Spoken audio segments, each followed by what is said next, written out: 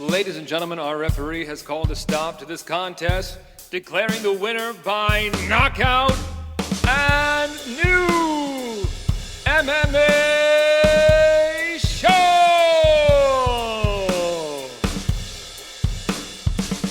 Greetings, ladies and gentlemen, and welcome to another exciting round of and new MMA show. Cue the cat walking in the background. I am your host, Michael Hansen. She knows. I do all kinds of cat-like things with microphones because I am a ring announcer and MMA cage announcer.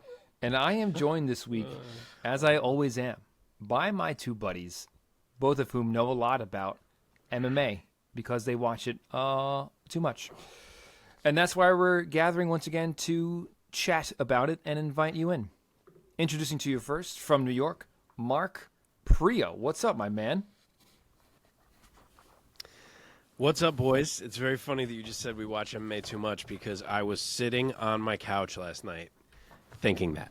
I was like, I literally caught the main card on Saturday, or actually from Lawler onward, I believe is what I caught.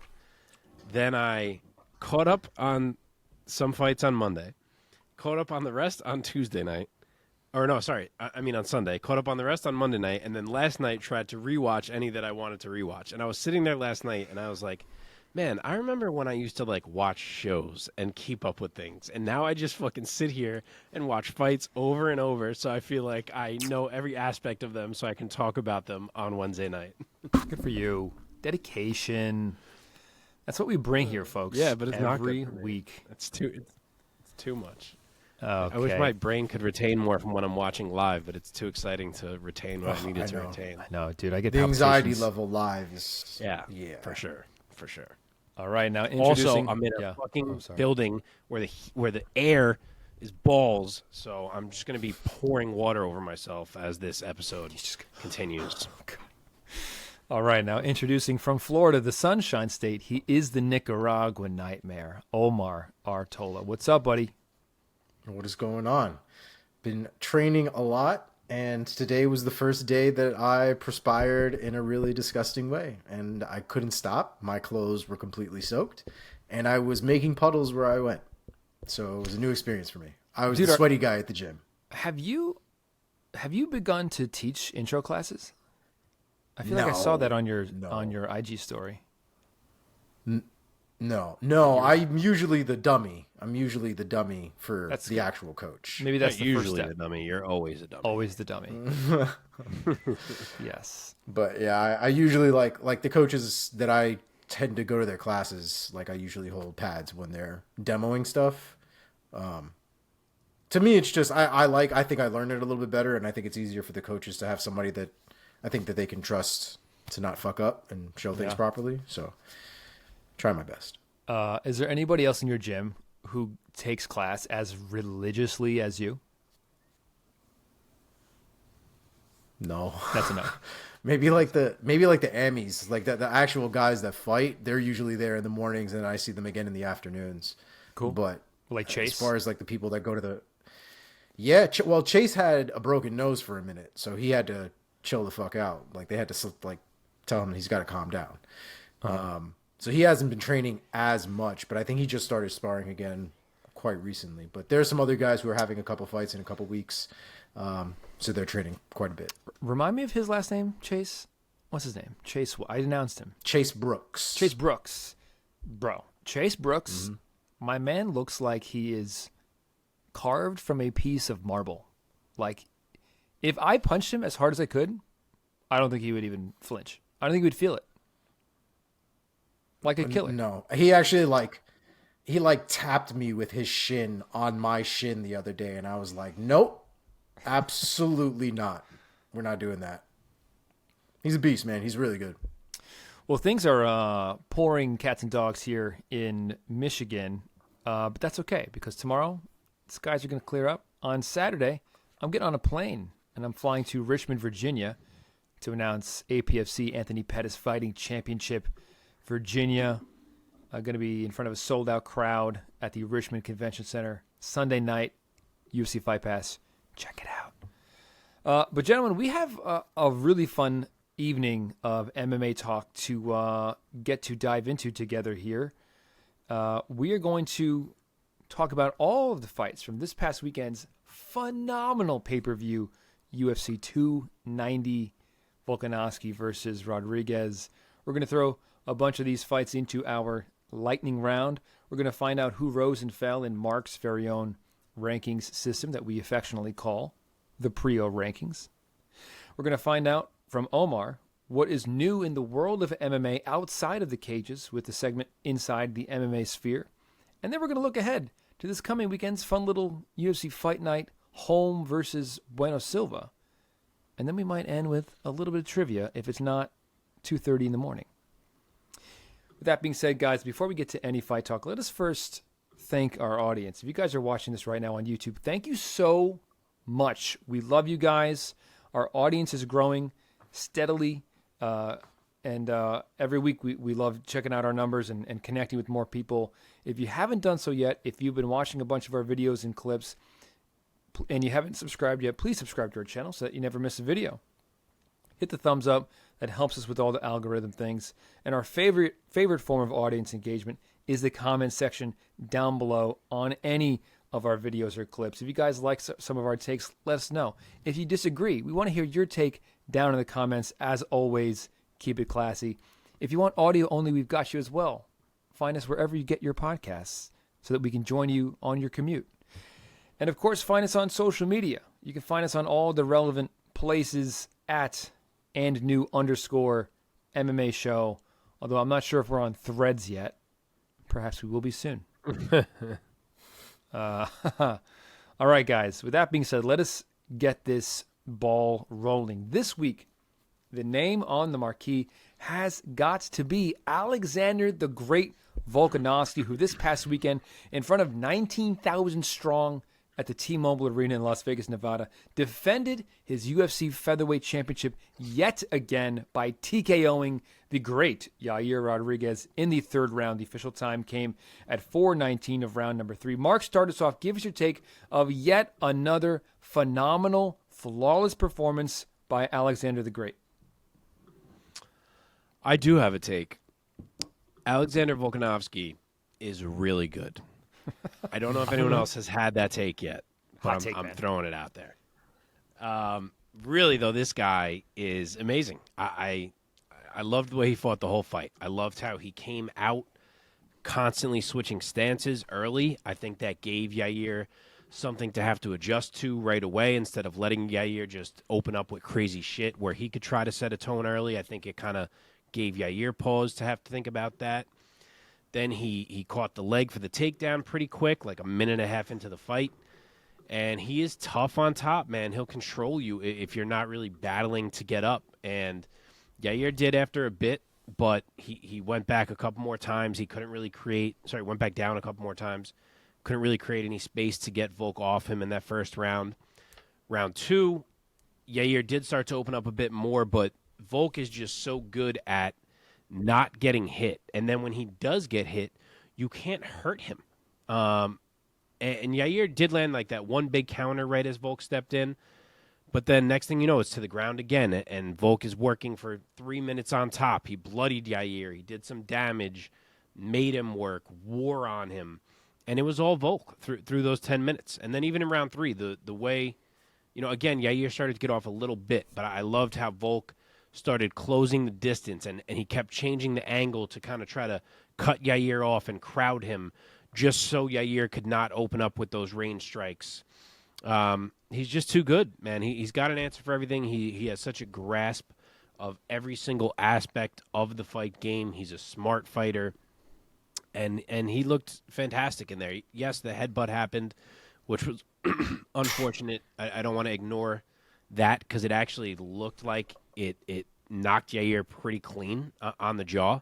So I don't know how much of a factor that ended up being. Yair did seem to be moving completely fine after, like he was throwing jumping kicks and all that. And then he even landed probably his best combinations of the fight after that. So you'd think he was fine. But that was the point of the fight where he really landed a couple, and it seemed like he had Alex feeling some strikes for the first time. And then it truly felt like Alex was like, all right, Like, you're going to hurt me now?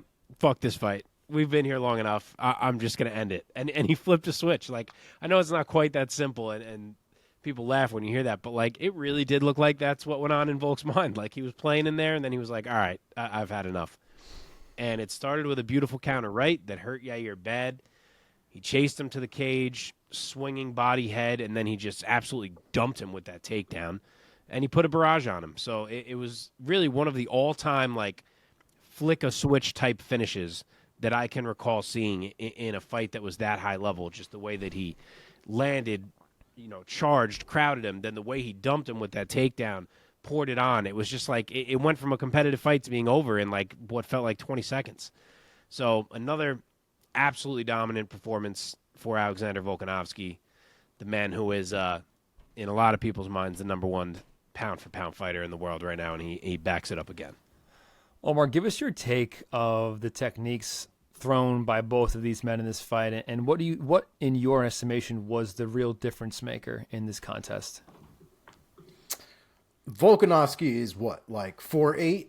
Like, the man is extremely tiny, and yet he probably has some of the best distance management currently in the game.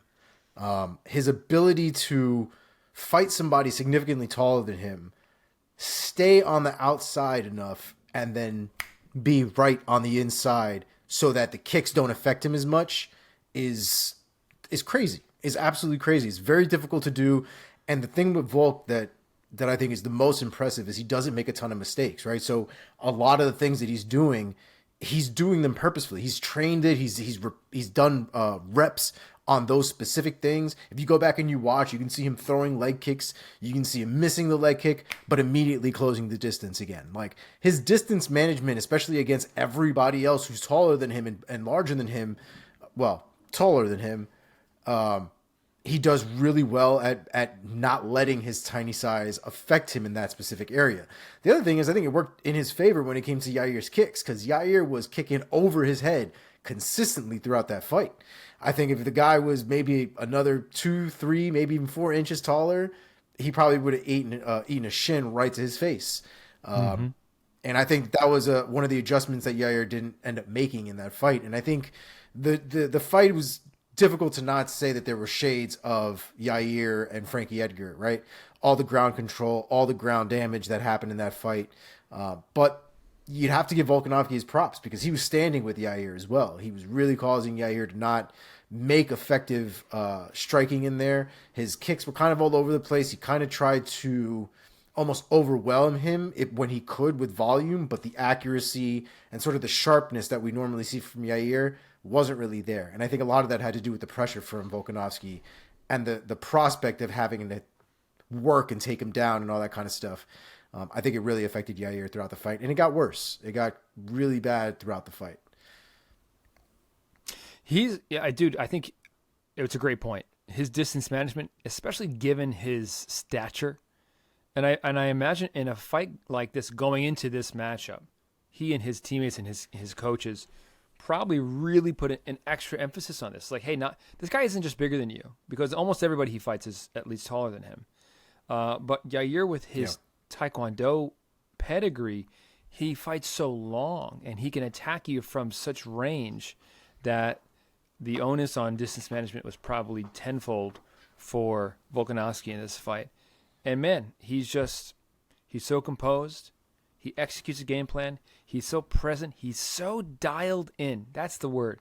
Volkanovski is so dialed. And I mean, all these guys are fucking dialed in. But Volkanovski, he finds another level, man. And Mark, to your point, which I also love, it's like he'll spar and he'll chess match with you until he's like, all right, this is over. And then he puts his foot on the gas. Maybe that's like his rugby days, coming into play. He knows when to put his foot on the gas and put his head down and be like, take down, ground and pound, savage. He has such a great recipe. He's hard to find. And if you do find him, he's hard to hurt. He has a good chin. He has an iron will. He has great hands, great striking. He's great. He's very good on the ground. Great takedown defense. He's just like the total package, man. Just the total package. And now this is his 6th featherweight title win, his 5th featherweight title defense. He's now 6-1 in UFC title fights. I mean, just tremendous stuff, man. And he's not slowing down anytime soon. That being said, Mark, what do we think is next for Volkanovski? Is he going to wait around for another lightweight shot, or is he going to defend featherweight again? I just want to make one more quick point, which is that Do it. I also feel like he is one of the most calm fighters we ever see within a fight. Like, he truly gives off vibes like he could get beat for 20 minutes. It's not like we've seen this scenario, but as if he could get beat for 20 minutes and go to his stool and have his corner be like, Alex, we got to change this, we got to change it. And he'd be like, guys, like, I got 5 minutes. I'm going to finish him. Like, don't worry. Like, that's really what he seems like in there. Like, he just always feels like it's in his control. That's good. Yeah. Yeah. But in terms of what he's going to do, obviously there are only 2 options, barring some crazy curveball. And we know what they are. It's going to be Ilia Topuria or it's going to be Islam Makhachev. He has said that he needs a small surgery done. It does seem like it's still in the realm of possibility based on some, tweets from his team and stuff that I've been seeing, that he could be ready to fight Islam in Abu Dhabi in October. And if he can, he may get that fight, considering that Charles Oliveira has stated he won't be ready until November, and considering Poirier and Gaethje are probably going to put a beating on each other that maybe takes them out of that equation no matter who wins that fight. Yeah. So who knows? I guess it could be him. If he's not fighting Islam in October on that specific card, then I do think we end up waiting longer for the Islam rematch, and that he probably gets booked against Topuria in like November or December. That's my guess. I think the only way the Islam fight happens is if it's because they need an opponent for that card and Volk fits the bill. Mm-hmm. But yeah, it'll be one or the other, and I'm here for either one, to be quite honest. Oh, God, Topuria. His time has come. That fight is going to be, if it happens and when it happens, that fight is going to be absolutely insane. I might set a record for most palpitations I've ever had going into a fight. What about you, Armor? What do you think is next? You think lightweight shot? You think waiting around for Topuria? I mean, staying down at featherweight for Topuria? I think kind of just like Mark said, it's going to depend on the surgery, right? I mean, Volk seems like the guy that he said he wants to still fight at least one more time this year. He said he wanted to fight 2 more times this year, but I think it's safe to say that's not going to happen. So he might still be able to fight one more time this year. October seems like crazy soon, especially if he's getting a surgery and it's some kind of arm surgery. I don't know if there were That's what I thought. Yeah, I mean, I don't know if there were any specifics on it. He's probably very much capable of doing a December card, I would imagine. But then at that point, that's probably not Islam if Islam is trying to fight in October. So that might mean he's going to get another featherweight contender, which at that point would be Topuria. And to be honest, man, like like Mark, I'm kind of down with both. If he ends up fighting Makhachev, I think I still take him in that fight again. And then if he ends up fighting, and then if he's going to fight Topuria, I have a little bit more trouble picking that fight. I'll be completely honest with you. He's been very dismissive of Topuria, more than I ever expected him to be. Has he really? He's pretty respectful of his opponents, and with Topuria, he's like, he's not an issue. Like, he really has been playing that card, which is interesting. Yeah, it is interesting. But maybe he's trying to psych the himself Islam up. thing is so interesting too. Not to go on too big of a tangent, but like, if Volk ain't gonna be ready and Charles sticks to not being ready as he said, they better hope Poirier or Gaethje gets a quick KO and can turn around. Because if not, I don't know what they're gonna do with this card. I mean, Arman Tsarukyan might get a fucking rematch. I don't. He's might be the only logical other choice. That would be a great fight too. Mm. I mean, yeah, but like not one anyone thought was coming. This is true. Yeah.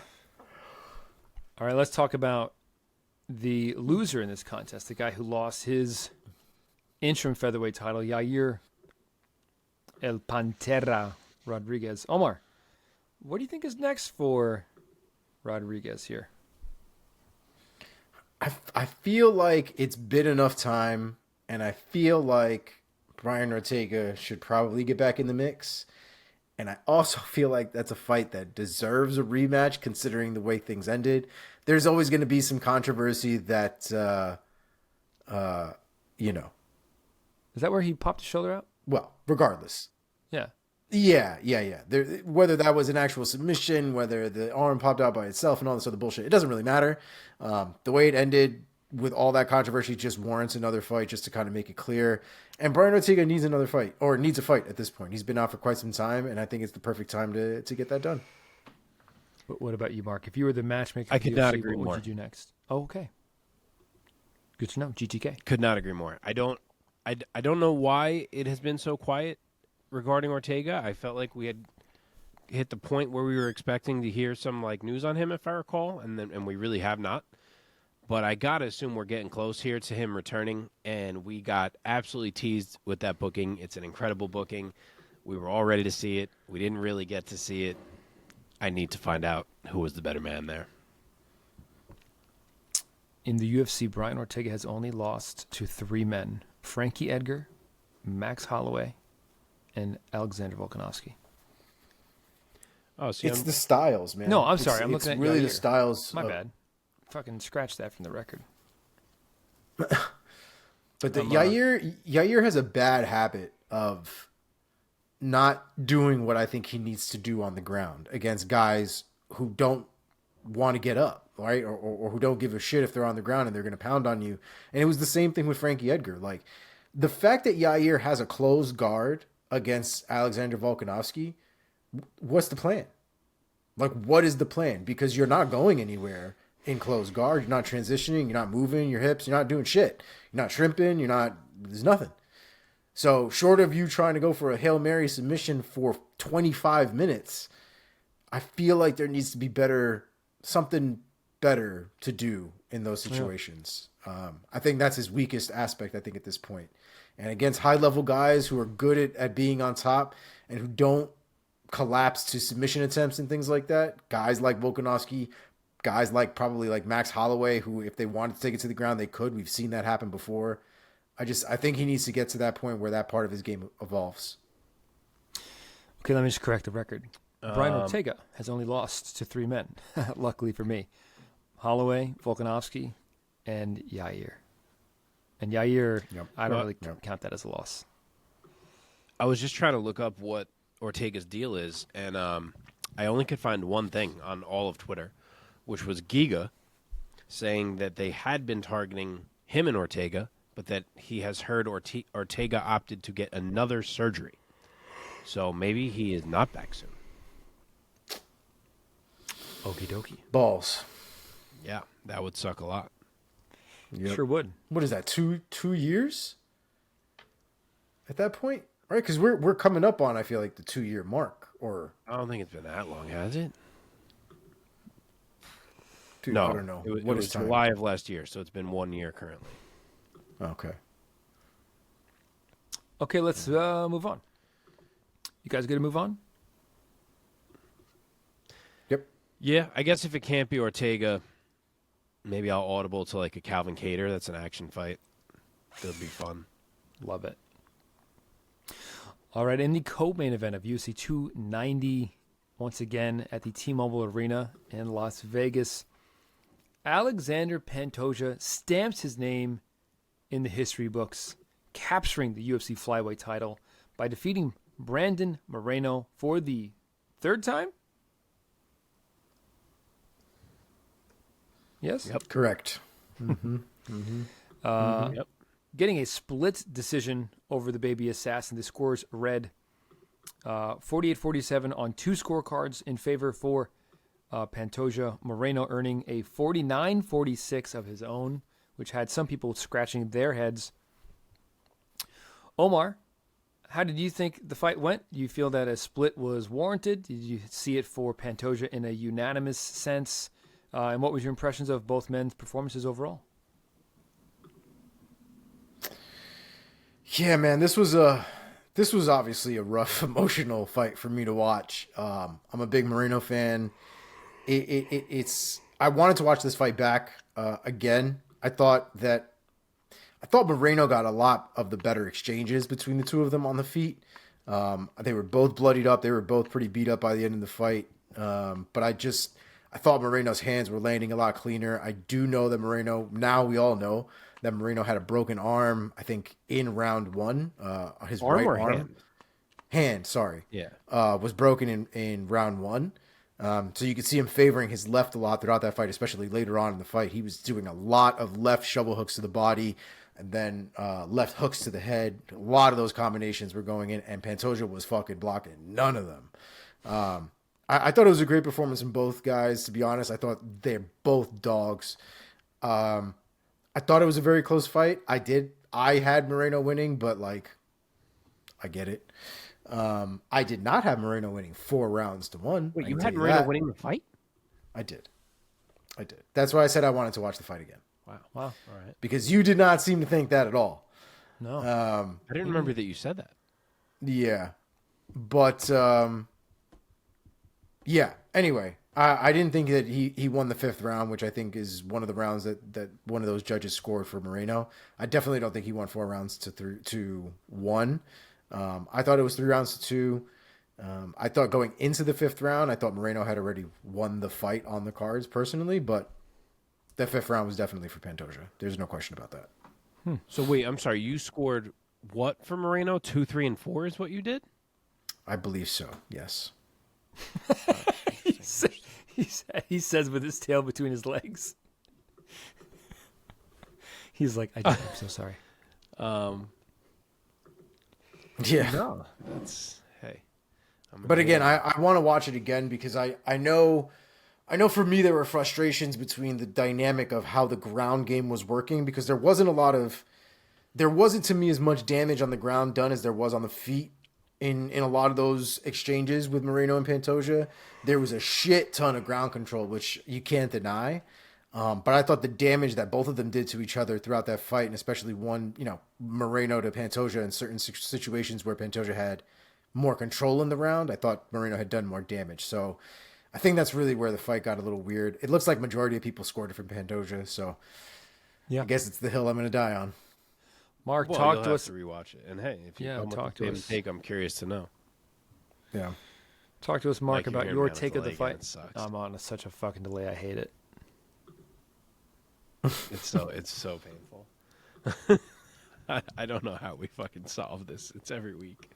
I know. Yeah, I feel like I might talk for a year about this fight, but here we go. This fight was insanity. Yet another all-time classic given to us from Brandon Moreno. Pantoja now gets to etch his name onto the list of legendary fights.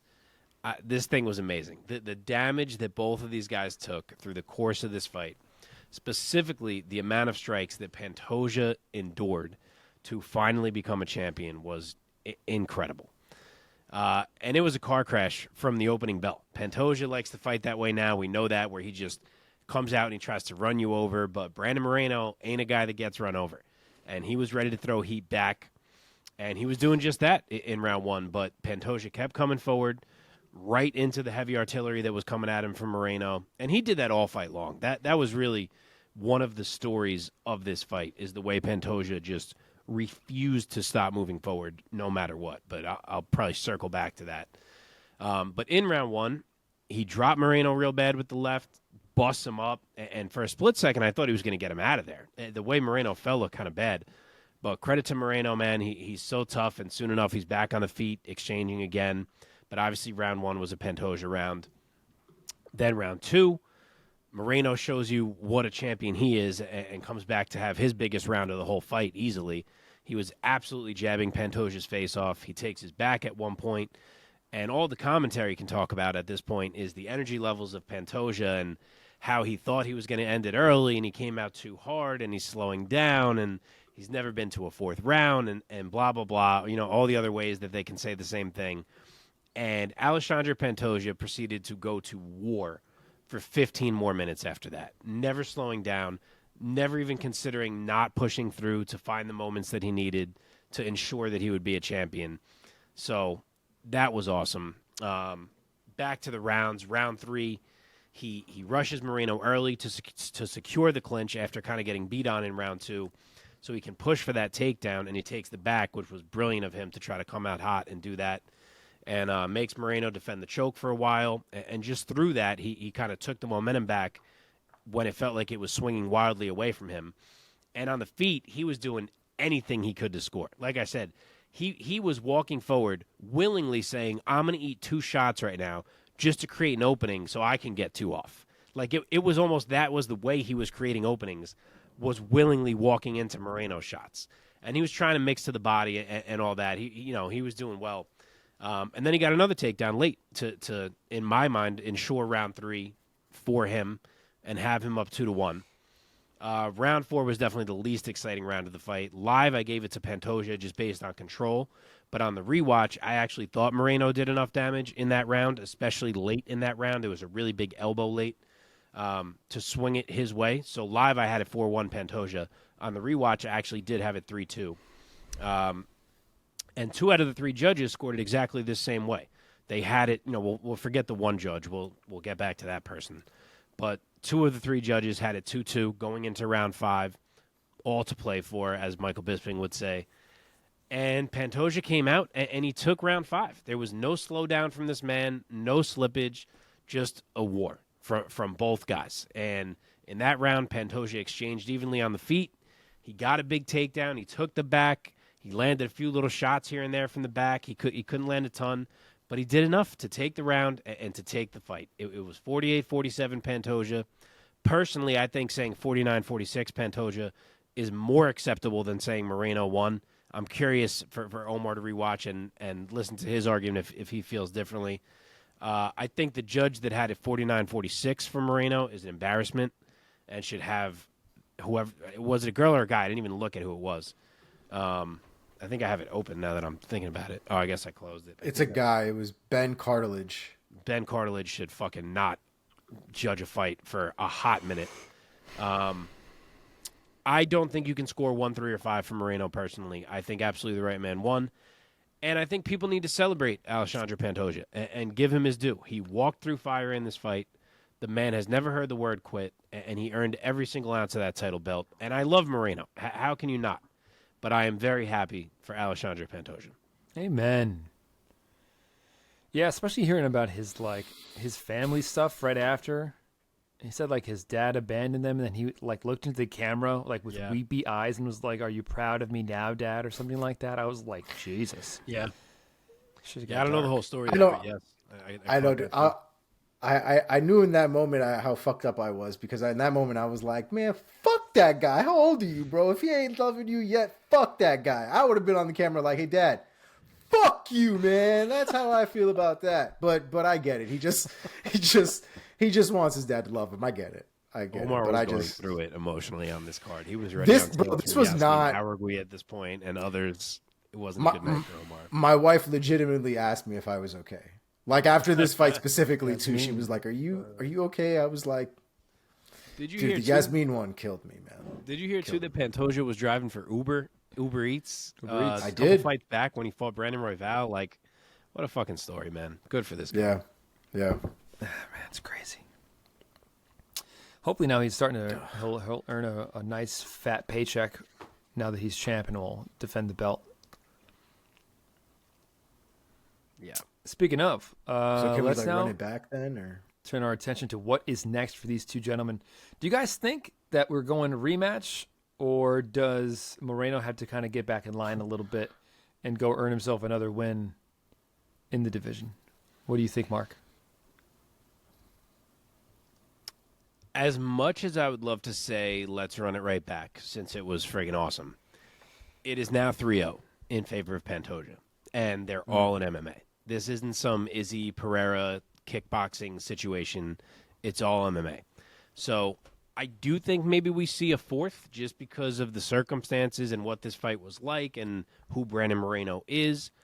But I think he may have to earn it with at least a win, if not another, to get there. So I think you got to wait a little bit. And in that case, I do kind of think it's going to be Amir Albazi. You don't love it considering the gift of a decision that he got. But Pantoja already beat Royval, and he's really the only other guy who's right there for the title. Maybe they do say, let's do that rematch now, but I feel like it's easier to say we'll go with the fresh opponent in Albazi. So I don't know. We'll see. Kopp is already booked against Cara France. Figgy's moving up. So my guess is we get Pantoja and Albazi. Still a great fight. What do you think, Omar? Any other fresh ideas?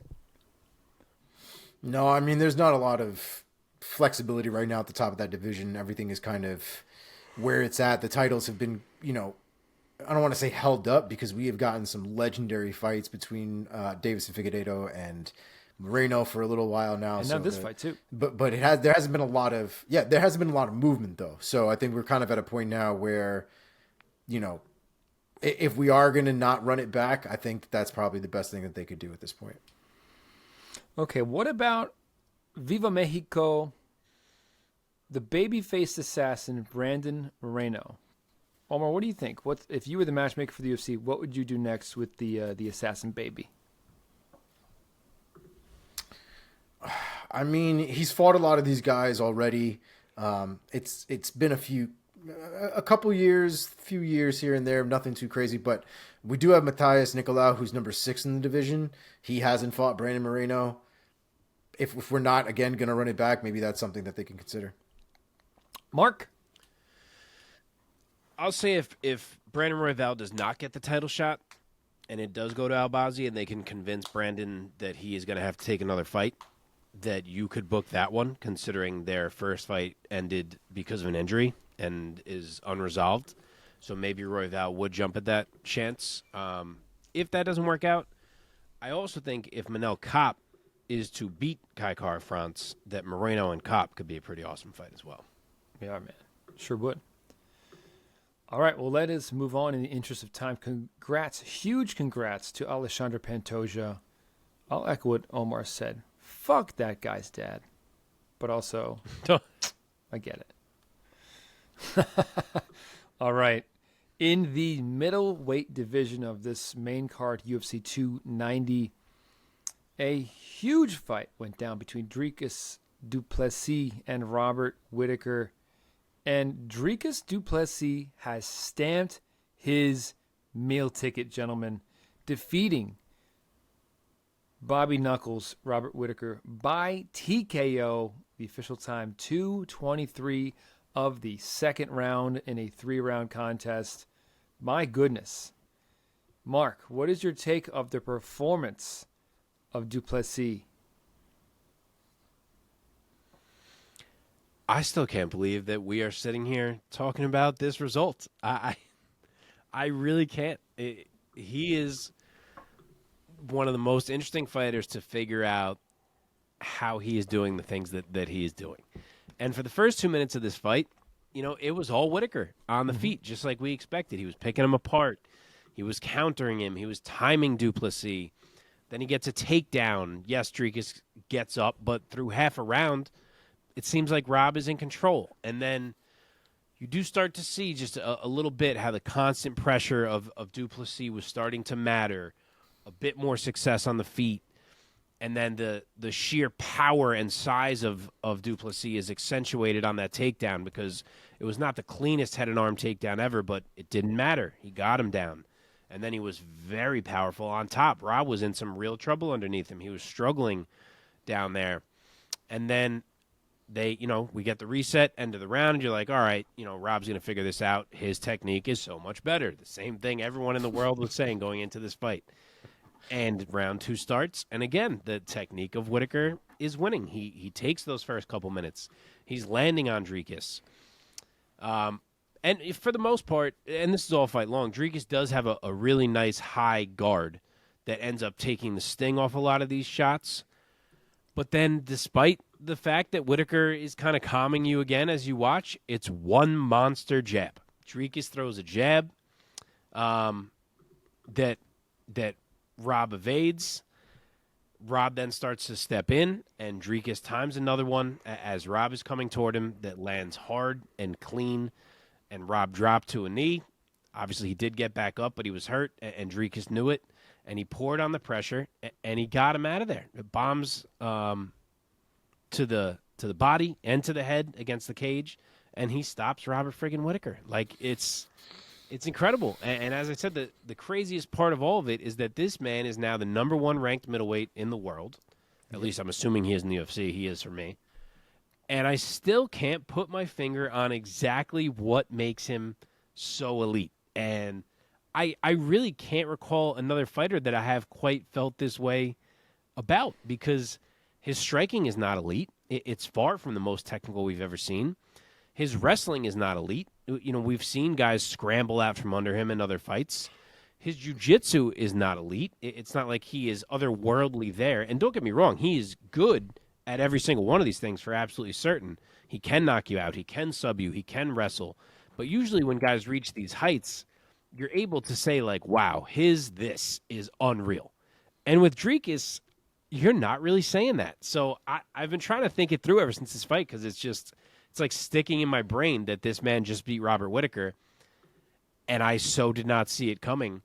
And I think the key for him is really just that he is huge and powerful for middleweight, and that he is very hard to hurt, and will never stop pressuring you. So when you mix that in with the well-roundedness, he can kind of just overcome challenges that it doesn't seem like he should be able to overcome if we're talking about purely technique analysis of a matchup.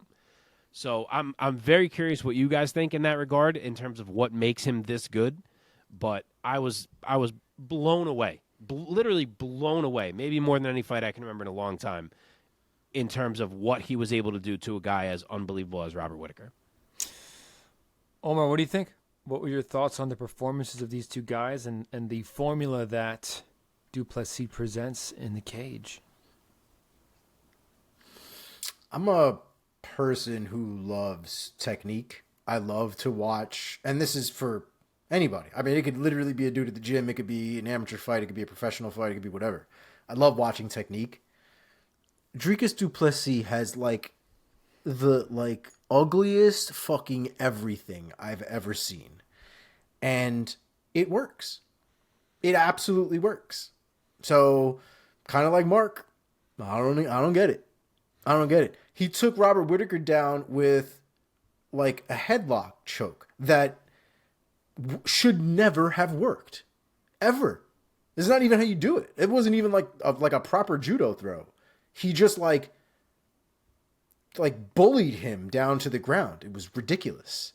And I think the real issue is you can't find a guy like Dricus du Plessis to emulate. And so when you're training for somebody like him, you're not going to get sparring partners that are going to give you the looks that you're going to get from Dricus du Plessis once you're actually in there with him. There is the power, obviously, there is all that, but there is an awkwardness and a fucked upness to the way that this man fights. And it doesn't make sense, and it's very difficult to prepare for. And I think the real issue is we saw Robert Whittaker drop the ball, and we saw him not make any adjustments throughout. He was literally not doing anything to the body, rarely doing anything to the legs. He was trying to push forward, throwing those those jabs forward, jab, left hook, trying to continuously hit an area that was shelled up from jump. And Whittaker never really did anything to make the adjustments that Dricus was making on the fly to him. So Dricus seems like he's obviously super competent in the octagon, but the technique is just like, I can't believe it worked. It works. I can't hate on it, but I just can't want to copy it either. Yeah, man. I think it's to your question, Mark. Like, what is the formula the recipe that du Plessis brings into the octagon? He has decent size. I don't think he's the biggest middleweight, but he's just... Oh, I think he's huge. He's not... But how tall is he? Is he like 6'1", 6'2"? Oh, I don't know about height. I just mean he's size. thick. He seems He's so thick. much bigger than everyone he fights. He's such a for lack of a better term, a mesomorphic frame. He's just he's a tank, man. And he knows it, and he's a bruiser, and that's he uses it. And he is sacrificing brain cells for the he's playing the long game here, or maybe no, it's the opposite of the long game. And he uses incredible pressure. He's a bruiser. He comes forward. He has some kind of awkward striking style, and a great, incredible, unbreakable spirit. What a handful. What a handful for any middleweight. One thing is for certain. It will be a very interesting matchup between him and Adesanya. Let's talk about the moment that we got treated to when Israel Adesanya was brought into the octagon after Duplessis' win. I count myself among. I understand it's good theater, but the poor guy just fought for like 10 minutes. Like, can you give the guy a break and not have somebody like get in his face? That being said, it was I'm not going to call it a special moment. It was a unique moment. It was a unique exchange. Omar, what were your thoughts? Let's start with you. I mean, I feel like my thoughts were very similar to probably a lot of people's thoughts when Israel started dropping N-bombs. I was like, oh, this is taking quite a turn here. Got really dark really quick. A lot of shades of Conor versus Khabib back in the day when things got real dark and we started talking about terrorism and all kinds of crazy shit. This is giving me the bad vibes, the bad juju. I mean, it's a fight that people are going to want to watch at this point. You can't ignore the tension between them, right? It's going to sell, I think. And Izzy is one of these guys that knows how to work the business, and I think a part of him is a little emotional, but I think he's using it. And you can tell he's emotional. He's over here talking about 36 and me. It's not even the same fucking numbers. You know what I mean? Like, neither of those numbers is correct. No, it's not. It's not. What is it? It's just, you know, nobody does, but I think he's emotionally affected by it for sure. But I think he's still, in his mind, I think he's still thinking about the business part as well. From the time I first heard Izzy's reaction, as in well before this event, I'm saying, when Izzy first reacted to Dricus' comments about Africa, I knew the build to this fight, if we ever got here, was probably going to be dark. And I almost feel like no one is really the bad guy here. Like, yeah, Dricus made this point of that he trains in Africa and he breathes African era every day, and these other guys who have been African champions left Africa and did it out of other places. And that is the point he was trying to make. And I get that point. But at the same time, when dudes who are African-born, African blood hear that, you know, you got to remember, Africa has a very complicated history. Especially South Africa. Correct. And when they are hearing this from a man who is only in Africa because his family once came there from another country during dark times in Africa, they are not going to love to hear it. And they also have a right to not love to hear it. So that's what I mean. Like, Dricus has a right to make the point, and maybe he didn't quite think how it would go over. And they have a right to be like, bro, I don't care what African air you breathe. I'm more African than you will ever be. So everyone has a right to make the point they want to make. But when I heard it, I was like, Izzy is either going to brush this off and just, you know, play his cool usual, it's nonsense, whatever, I don't have to concern myself with who's more African, or he's going to take it super to heart. And we know Izzy can do that with things. And he did.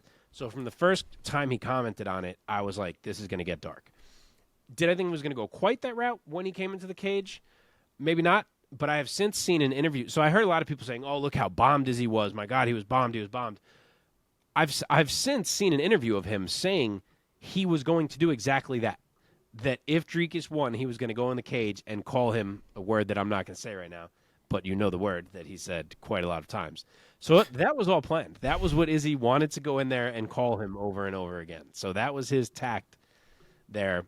And yeah, this is what we're going to get now in the build up to this fight. It's going to get dark. There's probably going to be other things said that make some of us feel like, oh, man, wish we could just focus on the fight here. But it's the fight game, and I feel like they probably both have a right to say some things, and we're going to hear them. Yeah, that's right. Yeah, it was awkward for everybody. I'm just glad that Duplessis didn't say it himself. There was a moment where I think the world was kind of like, oh, my God, here it comes. Because what did he? Well, when Duplessis he said, "I'm not your," I was like, "No," and then he said, "Brother," and I was like, "Whoo." Yeah, what did he say? He was like, "I'm African." I'm not your. I sure ain't your brother, Yeah. bro, or whatever. Yeah, I was like, thought he was going to say something else for a second. I'll tell you what, man. Duplessis looked, I don't want to say shaken by the moment, but like he wasn't ready for that. no, like, he that was. But again, he wasn't. he just fought. It was so tough. It was so tough. Yeah. But I just hope that Duplessis is careful with what he says in this build-up so that he doesn't actually cross any racial lines and get this darker than it has to be.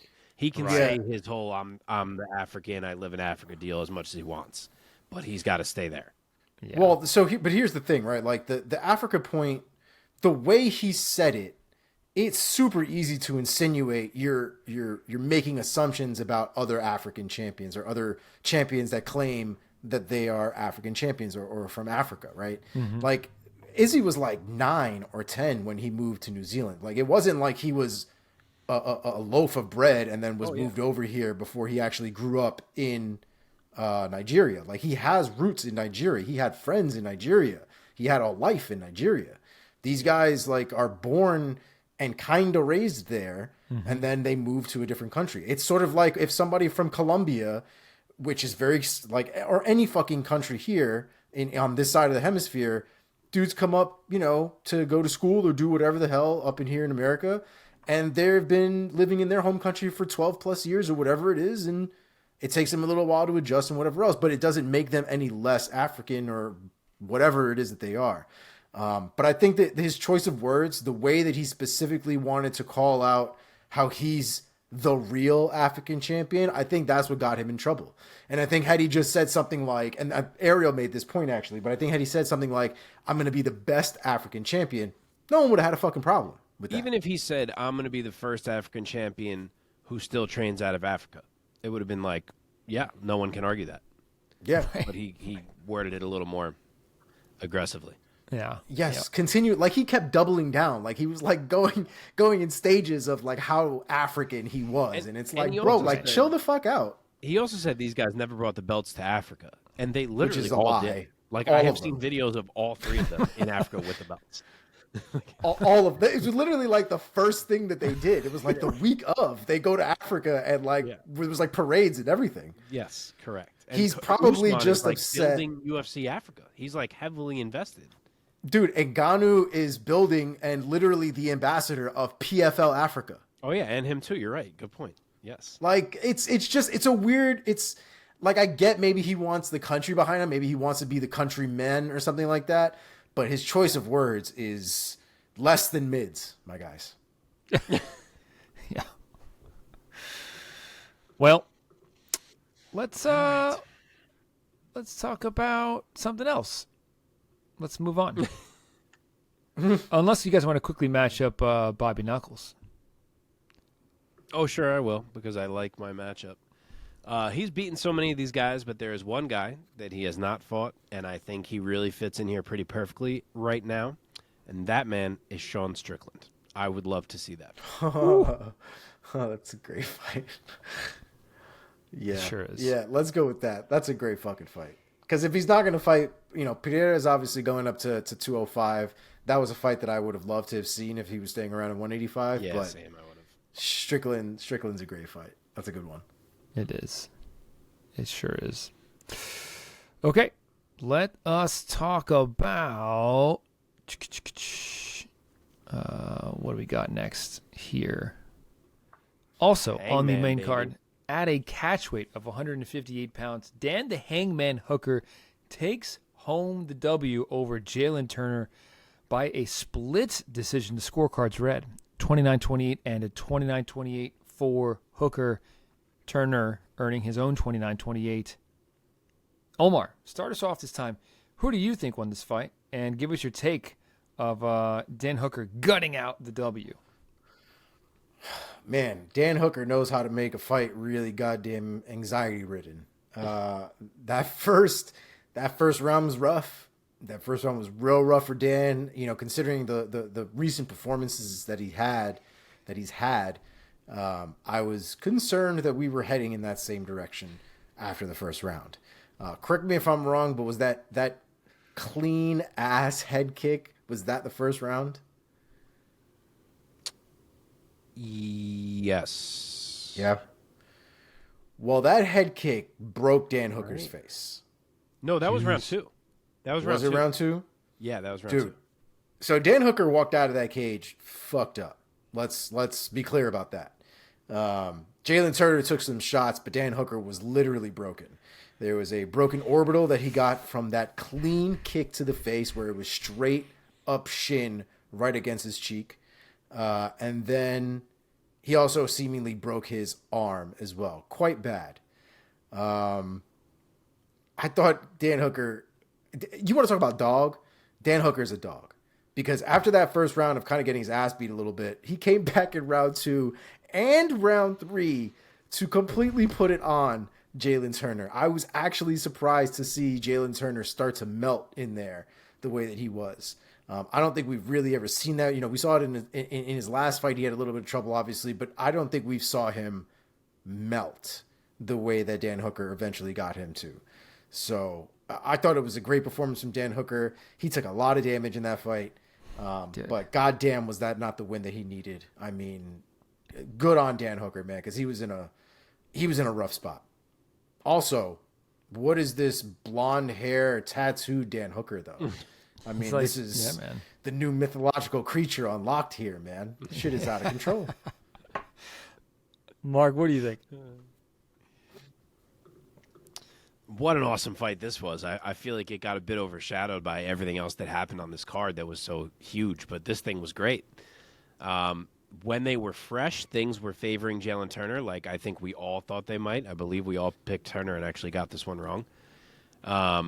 He was the faster fighter. He was landing with more power. He was always so well balanced on his shots from both stances. I mean, he looked really good early. And then mid-round 2, he lands the huge left head kick and pours it on Hooker, but Hooker survives it. But then we hit, 9 minutes into that fight, and it still at that point seems like Dan Hooker does not have a lot of answers, but he's pressuring and he's trying to make it ugly and he's trying to find a way to change the fight. And then he does, with like 40 seconds left in the round where he is on his way to losing it. He lands a beautiful left that stumbles Jalin Turner into the cage, and he absolutely smells blood and puts on a 40-second barrage that overshadows everything Jalin Turner had done all around long, including the head kick. And if he would have had 45 seconds instead of 40, I think he would have even capped it off with a tap, because that rear naked choke on the chin looked like it had Jalin Turner's eyes popping out of his head when the horn sounded. So that was a crazy 40 seconds that Dan Hooker put on him to take that round. And at that point, I think Dan Hooker knew. I think he went back to his corner thinking, I did it. It's a dogfight now, and I'm the dog in here. And give credit to Jalin Turner, man. He tried. It almost looked for a moment early in round 3 like he may steal some of the momentum back, but Dan Hooker was not having it. He absorbed that last gasp from Turner and just picked up the pace again, and Turner didn't have enough left to hang. Maybe it was the weight cut issues that he had. Maybe it would have happened either way.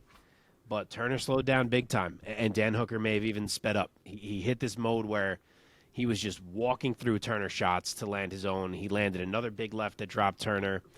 And again, credit to Turner, because I thought he was going to quit right there, and he didn't. And then for some reason from there, Hooker grappled instead of letting Turner up. I thought he absolutely should have let him up. But, maybe now we know it's because his forearm was broken. So maybe he was like, let me just lay on the man. But he rides it out, and he gets a classic Dan Hooker W, looking like the Dan Hooker of old, fighting through a facial fracture as well and the broken forearm to overcome Turner and get a massive win for his career. Whew. I think it's the perfect word for him. His dog. Honestly, it's like, I thought it wasn't that he unlocked a new thing. Honestly, I thought this was just a Dan Hooker fight, to be quite honest. And it's like, this is how he loses. This is how he lost. It's how he lost to Poirier, because that was dog versus dog. And this is when Dan Hooker wins. This is how he wins, man. He has great Muay Thai, great striking. He's well-rounded enough, and he's a fucking fighter's fighter, man. You sign up for a fight against Dan Hooker, pretty much guaranteed that both of y'all are gonna get fucked up a bit. And I think I picked Jalin Turner, if either you guys remember better than I do. I think we all did. Oh, really? I will look right now. Yes, we did. We all picked Jalin Turner. And I'm not getting off the Jalin Turner train right here. I believe in Jalin Turner. I think, especially for the weight class that he's occupying, the guy has potential. He brings a lot of firepower into the octagon. He has great attributes for the weight class. But it wasn't even like a styles make fights kind of matchup to me. It was like, I think if those guys fought 10 times, I bet you it would be pretty even because Jalin Turner, he's a pretty talented guy as well. I think so too. Agree. Yeah. This past weekend, he went in there with a Dan Hooker that was a bit more of a dog than he was. And he managed to get the fight where he wanted it to be, that being Dan Hooker. So let's talk about, Mark, put your UFC matchmaker hat back on, please. Tell me what you would do with the Hangman next.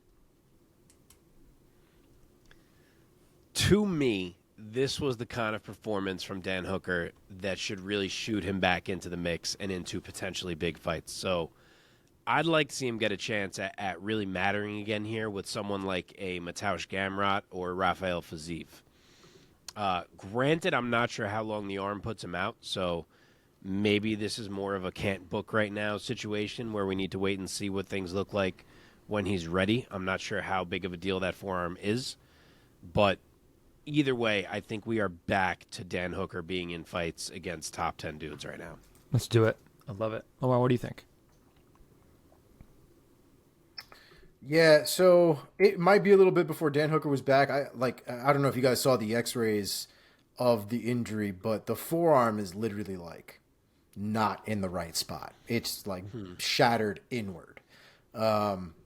So he's definitely got a couple of surgeries it looks like that he's got to take care of. I didn't listen to the Ariel interview about all the details necessarily, but he's got 2 surgeries so far that he needs to get done.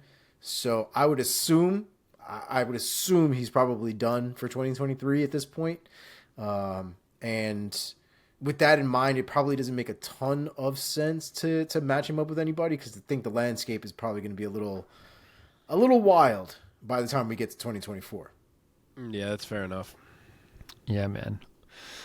Let's real quick say something about Jalin Turner. Still super talented for the weight class. What do you think he does next? Mark? I'll go slightly outside of the box, and I will say our random dude who matters now that we were talking about last week, Elves Brenner, who just beat Guram. I think it gives Turner a chance to bounce back, and it gives Brenner the chance to show that he might be real. I'm down. Omar, you have any other ideas? Didn't you have Elves Brenner at like some crazy ass ranking as of last week? I can't remember now. I have him at 15. Yeah, they don't even have him ranked yet.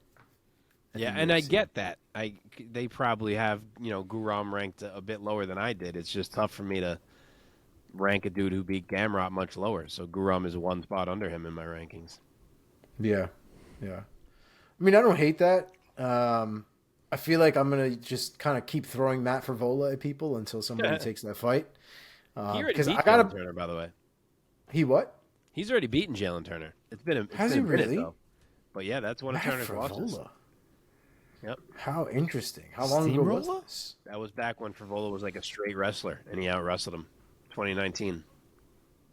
Wow. That really wasn't that long ago. Wow. But I don't hate the idea of running that back because it's much different now. Yeah, especially considering the circumstances they're both in now at this point. Yes. So it'll be a fun fight. That's right. Okay, ready to move on? Let's move on because it is getting late. Okay, middleweight bout. Bo Nickal notches another victory in the middleweight division in the UFC over Val Woodburn. Finishes the fight under 40 seconds. Official time 38 seconds of the very first round. Finishing Val Woodburn with strikes. Not a wrestling maneuver in sight here. Bo Nickal. Once again, just to remind our audience, the 27-year-old American collegiate wrestling phenom out of Colorado. Still undefeated in professional mixed martial arts. Now 5-0 and now 2-0 under the UFC banner. Mark, start us off here. Give us your take of this very quick performance by Bo Nickal. Props to Bo Nickal for delivering on the hype again. I know we are still not at any level of relevant opponent, but to show off the hands and win like that was nice. And it was kind of funny to watch, honestly, because Woodburn didn't want to get too close and risk getting taken down. And then Nickal opens up with the striking, but he's not really like 100% comfortable in exchanges yet. So he's like hopping way out of range after every strike he throws. So it was like a 5-piece combo, but with a reset between every piece of it because he kept kind of hopping back out. So it was not a visual that you see often. But, yeah, he dropped Woodburn pretty bad. It was a good stoppage, and it was another step forward for Bo Nickal. Omar? Yeah, I mean, if you had Bo Nickal by knockout, I feel like you'd be a liar. Definitely on the feet at the very minimum. I'm sure some people probably had him beating the shit out of somebody on the ground, but it was a wild performance, man. I definitely didn't see that coming from Bo Nickal. To come to find out, according to the commentary booth, Bo Nickal's mom was a boxer. So it seems like Bo Nickal has some hands in his category. It just seems like his wrestling is really his bread and butter and what he spent a majority of his life kind of perfecting. But it doesn't sound like he's that unfamiliar with the hands. And it seemed like, Mark is right about the management of the distance and kind of how he kept going in and out, and instead of kind of pushing forward and kind of having that forward pressure. But his hands looked great. The combinations were smooth. They were lengthy. He was catching them right at the end of his punches. It was good technique, man. It was really good technique. So I thought it was a great performance from him, and really letting everybody know that his hands are just as good. It might be just as good as his wrestling is. Yeah, man. Okay, Omar, let me know who you would match Bo Nickal up with next at 185 pounds. Excuse me. I mean, dude, what do we do here, man? Do we I kind of want to do this one together, bro, because I don't understand. Do we just shoot him? Do we shoot him to the moon and see what happens? I'm not doing that yet. It's so interesting with him because he hasn't faced any type of true test yet. You can say, let's see him with a wrestler. Let's see him with a dangerous grappler. Let's see him with a dangerous striker. And all of those are interesting because we haven't seen any of them yet. So there's a million ways you can go for the next step. I do think it's time that we have to test him in one of those ways. It can't just be another guy who it's like, I don't really know what that guy could do to Bo Nickal. So I thought about some different ones. I'm going to say Rodolfo Vieira. He is a big, strong man. He doesn't go out easily, and he will present a BJJ game that is worlds above anything Bo Nickal has had to deal with as of yet. So that's the type of test that I'll opt for right now. But I don't hate if you wanted to say a knockout dude or whatever, because we haven't seen any of it. So as long as it's a step up, that's good with me. What do you think? Yeah, I was kind of in the realm just thinking about a jump that makes sense and something that's not overly stupid, but giving him a name that has some value to it that he can kind of rise off of, so that people aren't consistently saying, who the fuck was that? I think the loser of Fluffy Hernandez and Edmund Shahabazian should fight Bo Nickal at this point. Mm-hmm. Mm-hmm. Okay, I was going to say, God, Fluffy's a big ask already. It was the loser of that fight. Yeah, which already happened. Yeah. Right. So you're going to say Edmund. Yeah. I mean, I don't hate it. Let's move on. I think we got one more before we're going to hop into the lightning round, but I can sense that you guys are already picking it up a little bit. I appreciate it. Okay, the featured bout. We're fine, dude. The previews are not going to be long. This is true. This is true. You're right.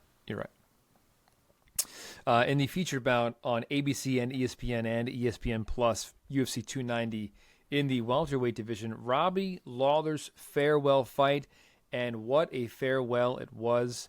He gets the knockout victory over Niko Price, a very talented welterweight, at the 38-second mark of the very first round. Well, back-to-back fights, I didn't realize. Both 38 seconds of round one.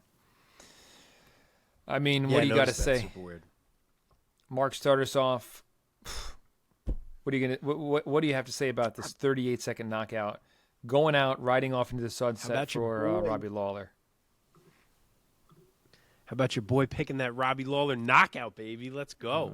And Pantoja, which I forgot to highlight. Yeah, we say it often on here, but unfortunately, most MMA retirements seem to come with a legend going out on his back. And this was the total opposite. From beginning to end, this was one of the most perfect MMA retirements I can ever recall seeing. From Robbie making the walk to the Last of the Mohicans song to the way he stood at the cage door and took it all in to the way that he was landing that left in the clinch and capped off a legendary career full of knockouts with a clean walk-off knockout. And then to top it all, because the UFC knew ahead of time that this was the end for him, they have this unreal video recap of his career queued up to show. I could watch this thing a million times. And it's so good that it even manages to extract some emotion from Robbie, who is one of the most stoic guys there's ever been. So just perfect in every way from beginning to end. What a night for Robbie Lawler, and I'm so happy that he got to go out like that. Omar, what did you make of that knockout? I mean, there's not much to say, man. That knockout was nasty and it was quick. It was dirty too, just the way that Lawler likes to fight.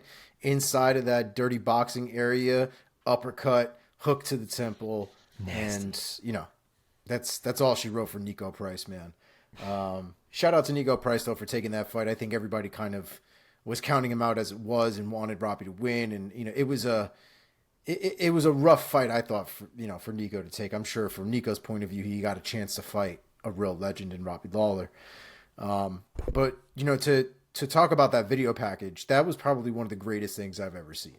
And I kind of want them to do a lot more of that, to be honest. And I think it probably doesn't happen because guys don't tend to talk about their retirements before or with so much time before things are going to go down. And obviously Robbie Lawler's been there for so long that... And then they tend to get knocked out. Yeah, but I think Robbie Lawler's... Shogun and, are you going to show that after a guy gets knocked out? Yeah, I guess so. Robbie, though, was also there for such a long time, and I think was one of the relative OGs of this era of MMA at this point that, I know Dana White was the one who kind of recruited Robbie Lawler and like scouted him and things like that. So I think they have a long history, and I think it was more of a personal thing on that side. But I'm glad they did it. And your boy was in Buffalo Wild Wings kind of like holding back tears a little bit while Robbie Lawler is like ugly crying on TV. But it was a beautiful moment, and I'm really glad that they did it that way. And I mean, what can you say about Robbie Lawler, man? I mean, that dude has had some of the most legendary fights in welterweight history. I mean, Robbie Lawler and Rory McDonald is one of the greatest fights you'll ever see in your life. Robbie Lawler and Johnny Hendricks had some of the best fights that I can recall in the welterweight division. Definitely some of the most competitive fights and the violent fights I've seen.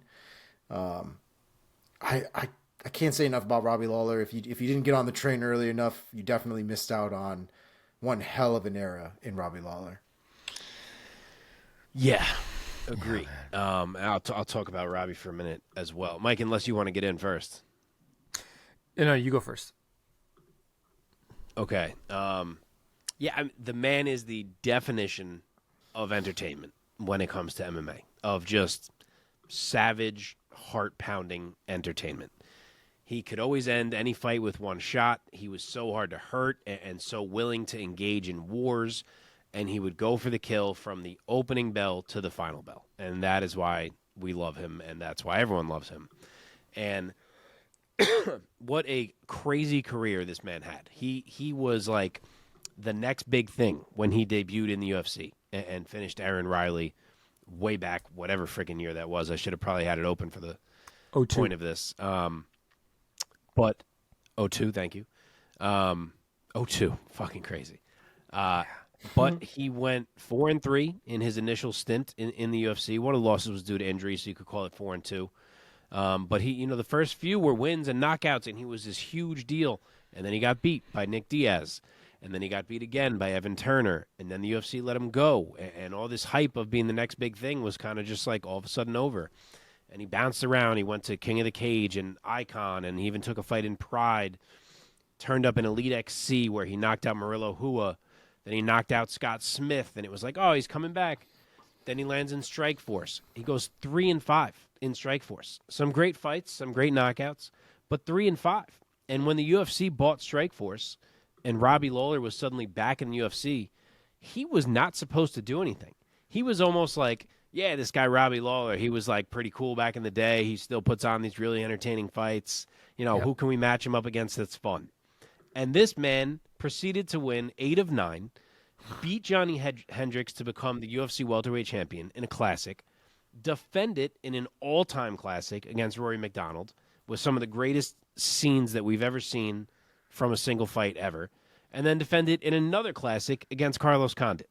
So, of course, he then did lose the belt to Tyron Woodley and picked up some losses from that point on, but that 9-fight run from the time that he returned to the UFC was one of the most out-of-nowhere, unexpected, and truly memorable runs that we will ever see in MMA. The man is a legend. He is, man. Not the longest title reign, but 3 or 4 fight title reign. I think I said it last week, and I've said it before, and I'll say it one more time here, and I may say it again one day. My favorite title reign that I can even recall out of all the title reigns. In terms of punch for punch, pound for pound, you know, his second fight with Johnny Hendricks. By the way, that first fight was great too. Second fight with Johnny Hendricks. His rematch with Rory. One of the top 5 greatest fights of all time. And then his fight with Carlos Condit wasn't much worse. Yep. I mean, those 2 fights right there back to back. Forget it, man. Forget it. Anyway, he truly hit a point, which is crazy for a guy that was so up and down for so much of his career. But he truly hit a point where you would the fight would be, the guys would be walking out to the cage, and you would feel like, fuck, man, this guy's got to get in a cage with Robbie Lawler right now. Yeah, like that's really what it felt like. Like he just hit this point of being like this mythical, scary motherfucker. Yeah, man. Yeah. What was that quote he talked about? I think somebody asked him about Conor. He was in an interview, and somebody was like, "I'm not just coming." now. No. A couple years ago. Oh. And somebody was like, and he said, "I'm not coming for your something." And the interviewer was like, "What are you coming for?" And he was like, "Your soul." Oh yeah, I do remember that. I remember now that. You say that. He had a funny one this weekend where they told, I guess Conor tweeted back by December with a picture of Robbie Lawler. And they told him that Conor had tweeted that he thought he'd like be back and he wasn't really retiring. And Robbie goes, "No, well, I mean, why? Does Conor want to fight?" Yeah. And he was like, "Because for that, maybe." So that gave me a little chuckle. But like, I don't hate that. I'll be honest with you. That fight's kind of fun. Yeah, hell yeah, I don't man. need That fight would be crazy. I don't want to see either of them lose that fight. Yeah, let him go. This was awesome. Man, give Robbie Lawler that one last bag, bro. Give him his red panty night, man. All right, shall we move on? Let us now hop into our lightning round. If you don't know, our lightning round is where I challenge Mark and Omar to give me their lightningest takes, and then at the end, I award them with imaginary points that I've never done before. Who knows? We may do that one day. I don't know. Not today. It's kind of like whose line is it anyway? Award you like no points points, are just made up. and may God have mercy on your soul. All right, at a catch weight of 130 pounds, Tatsuro Taira gets it done by UD over Edgar Chairez. Mark, go first. So that was not very good from Tatsuro Taira. I mean, that's not right. It was still very good. The grappling is absolutely dominant. He couldn't find a finish, but it won him the fight very clearly. So that was poor wording from me to start. But I did not love what I saw on the feet. I thought that he looked slow, indecisive. hittable in ways that he hasn't looked previously. So I don't know. It was short notice. Maybe it had something to do with that. I know he had cut weight previously. Now he had to cut it again. Obviously, they did make it 130, so you'd like to think that helped a bit. So I don't know. I don't want to overreact, but that was definitely the first time we have looked at Tatsuro Taira and we're like, damn, he doesn't look so good in this particular area. So we'll see. Obviously, he's super young and improving, so we will see, but worth noting. Omar. Yeah, I'd have to agree, man. The stand-up game was definitely a little sketchy. I think going forward, Tyra probably is going to want to look into cleaning that aspect up more than anything. I think his ground game is pretty solid. Obviously, that was what he effectively won this fight off of. And Shirez looked like his striking was on point. I think that if Tyra keeps going in there against guys with better and better striking, eventually he's going to get knocked out. Okay, and the women's strawweight division, Denise Gomes defeats Yasmin Jauregui by TKO, 20 seconds of round number 1. Omar, what do you have to say? It's hard for me to really take too much away from this because it happened so quickly. It happened off of the first exchange. Jauregui got caught and just Gomes swarmed her. And credit to Gomes for doing exactly what she needed to do in that position and took full advantage and came out on top fantastically. But I can't imagine if these two girls fought, like we've been saying, with some other fights now. If they fought 10 times, I can't imagine that Gomes wins more than what she just did. Maybe I'm not giving her the respect that she just earned as far as, that fight was concerned. But I just think Yasmin got caught, and I think that happens. Mark? Yeah, I mean, Denise Gomes wrecked Yasmin. That was fucking crazy. We talked about Yasmin and how good her technique is, and we didn't get to see a single bit of it. 3 straight massive rights from Gomes to drop her and then pound her out on the ground. I mean, crazy win, crazy statement for the legitimacy of Gomes. Could it be one of these situations where if we get to actually see that fight play out, more often than not, maybe it doesn't go her way? It absolutely could, but she had that fight going away where she got her hand raised, and she got it raised dominantly. In the light heavyweight division rematch, Alonzo Menifield, though, gets it done this time over Jimmy Crute by submission via guillotine in the second round. Mark, staying with you. The first round here was kind of by the book. Menifield obviously faster and the harder hitter. Crute using the grappling to kind of muck it up. He couldn't get a takedown, but he was doing well in the clinch. Then round 2, Crute getting hit, but he's able to get a nice takedown. It was all kind of going along the lines of the clash of styles that we expected to see.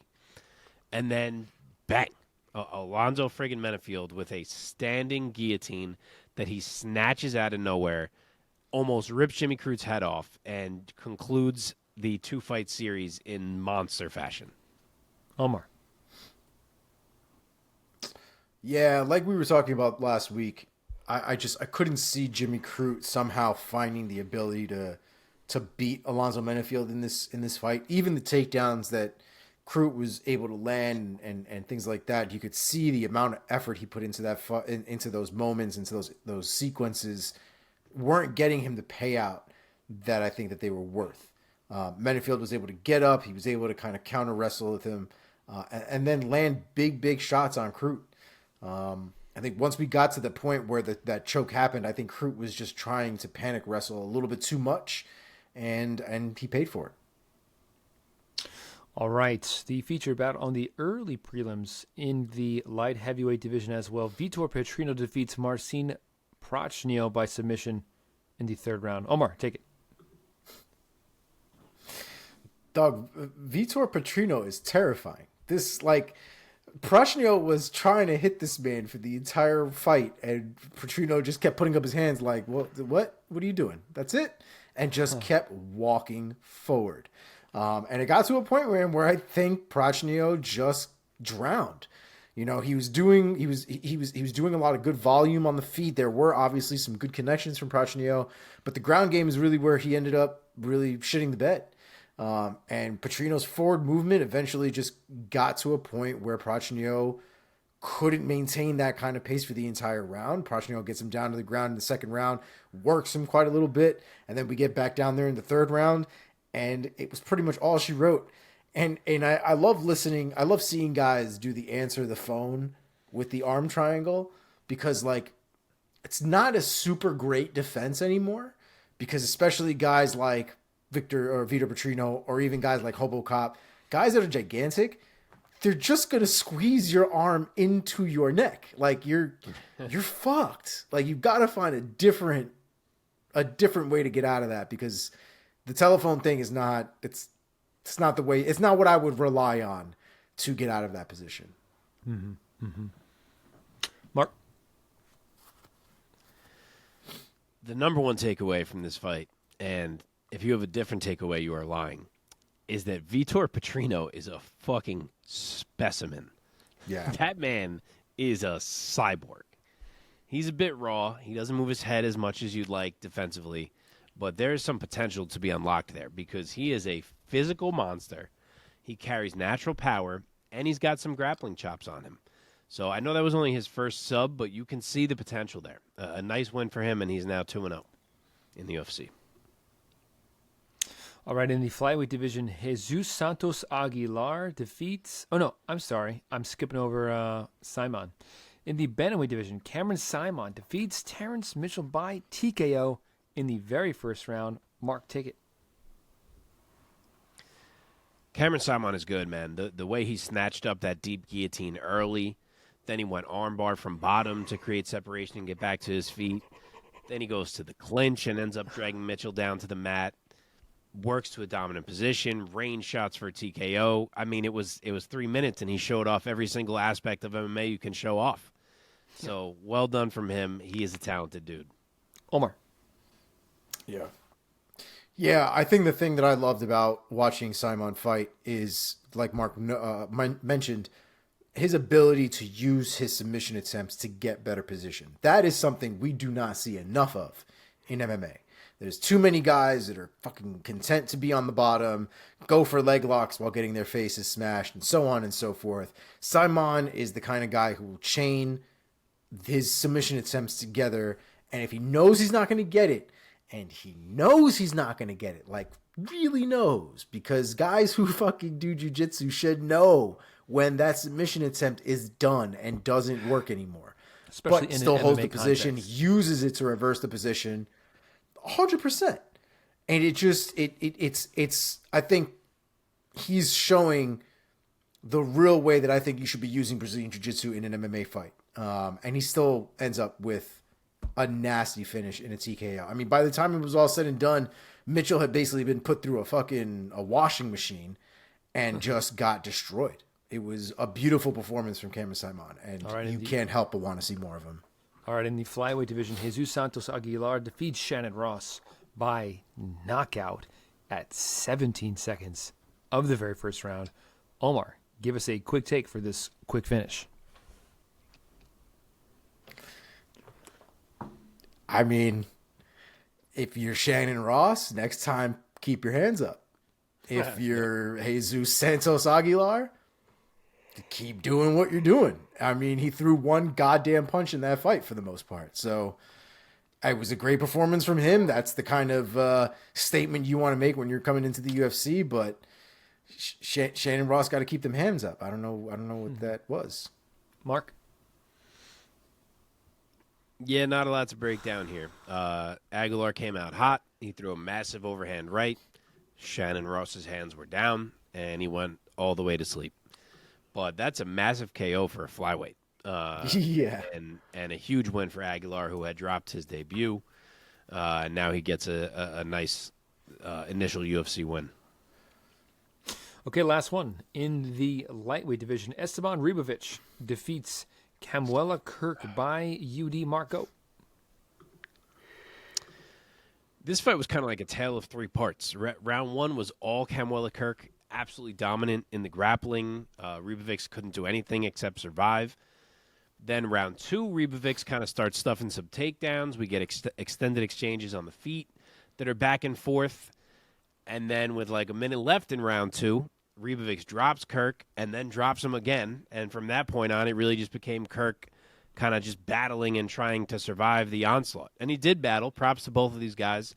Really good fight, but it was Ribovics who racked up the damage and who was the more impressive fighter here. So a nice W for him. Omar, take us home. Yeah, man. Honestly, this fight really had fight of the night written all over it. There were a lot of obvious, competitors for that title that night. But, I mean, goddamn, this was the first fight of the night, and these two boys went at it. And, I mean, this was very back and forth. And by the time you got to the third round, I mean, these guys were putting a beating on each other. And it really came down to Ribovics just not deterring from the firefight and pushing forward. Even when he was getting hit in these wild-ass exchanges, he was never moving backwards. He was continuously moving forwards. And I think that in the end, that was really what got Kirk. And Ribovics ended up with a beautiful performance in round 2 and round 3. I thought it was great. All right, boys, that does it for our breakdowns of UFC 290, Volkanovski versus Rodriguez. Now let's put a bow on this awesome pay-per-view. It really was awesome, man, top to bottom. It's one of the more memorable pay-per-views in recent memory. Event. Mark, give us your risers and fallers in your very own rankings system that we call the Priaulx Rankings.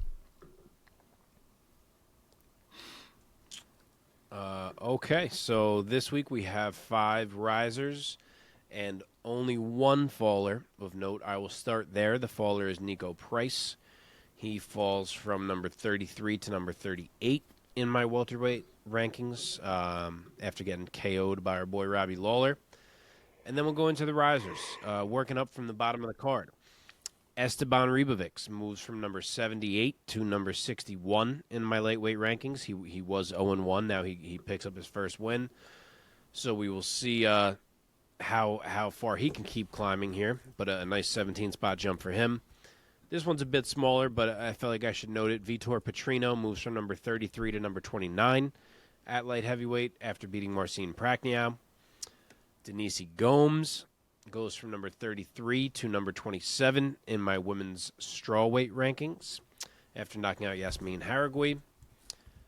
Robbie Lawler one last time. The feel-good move for Robbie Lawler goes from number 42 to number 32 in my welterweight rankings. He had dropped after losing to Brian Barberena. He obviously, until that point, had been ranked significantly higher than that. Kind of jumps back up here to number 32 in my rankings, and I guess by next week I will be removing him from my rankings, but I had to reward him with one final move up. And the last one, the obvious one, Dricus du Plessis, was my number 7 middleweight, and he is now numero uno. Nice. All right, boys. And that's it for the week. Let's find out what is going on in the world of MMA outside of the cages in our segment Inside the MMA Sphere with Omar Artola. Omar, take it away. All right. We actually have quite a busy week this week. Starting the trends off here, we have Chael Sonnen news. Apparently, he pleaded to a no contest to a single misdemeanor charge of breaching the peace and was fined $750 in Clark County in Nevada. This was stemming from the hotel ruckus that he got into quite a while ago back in 2021.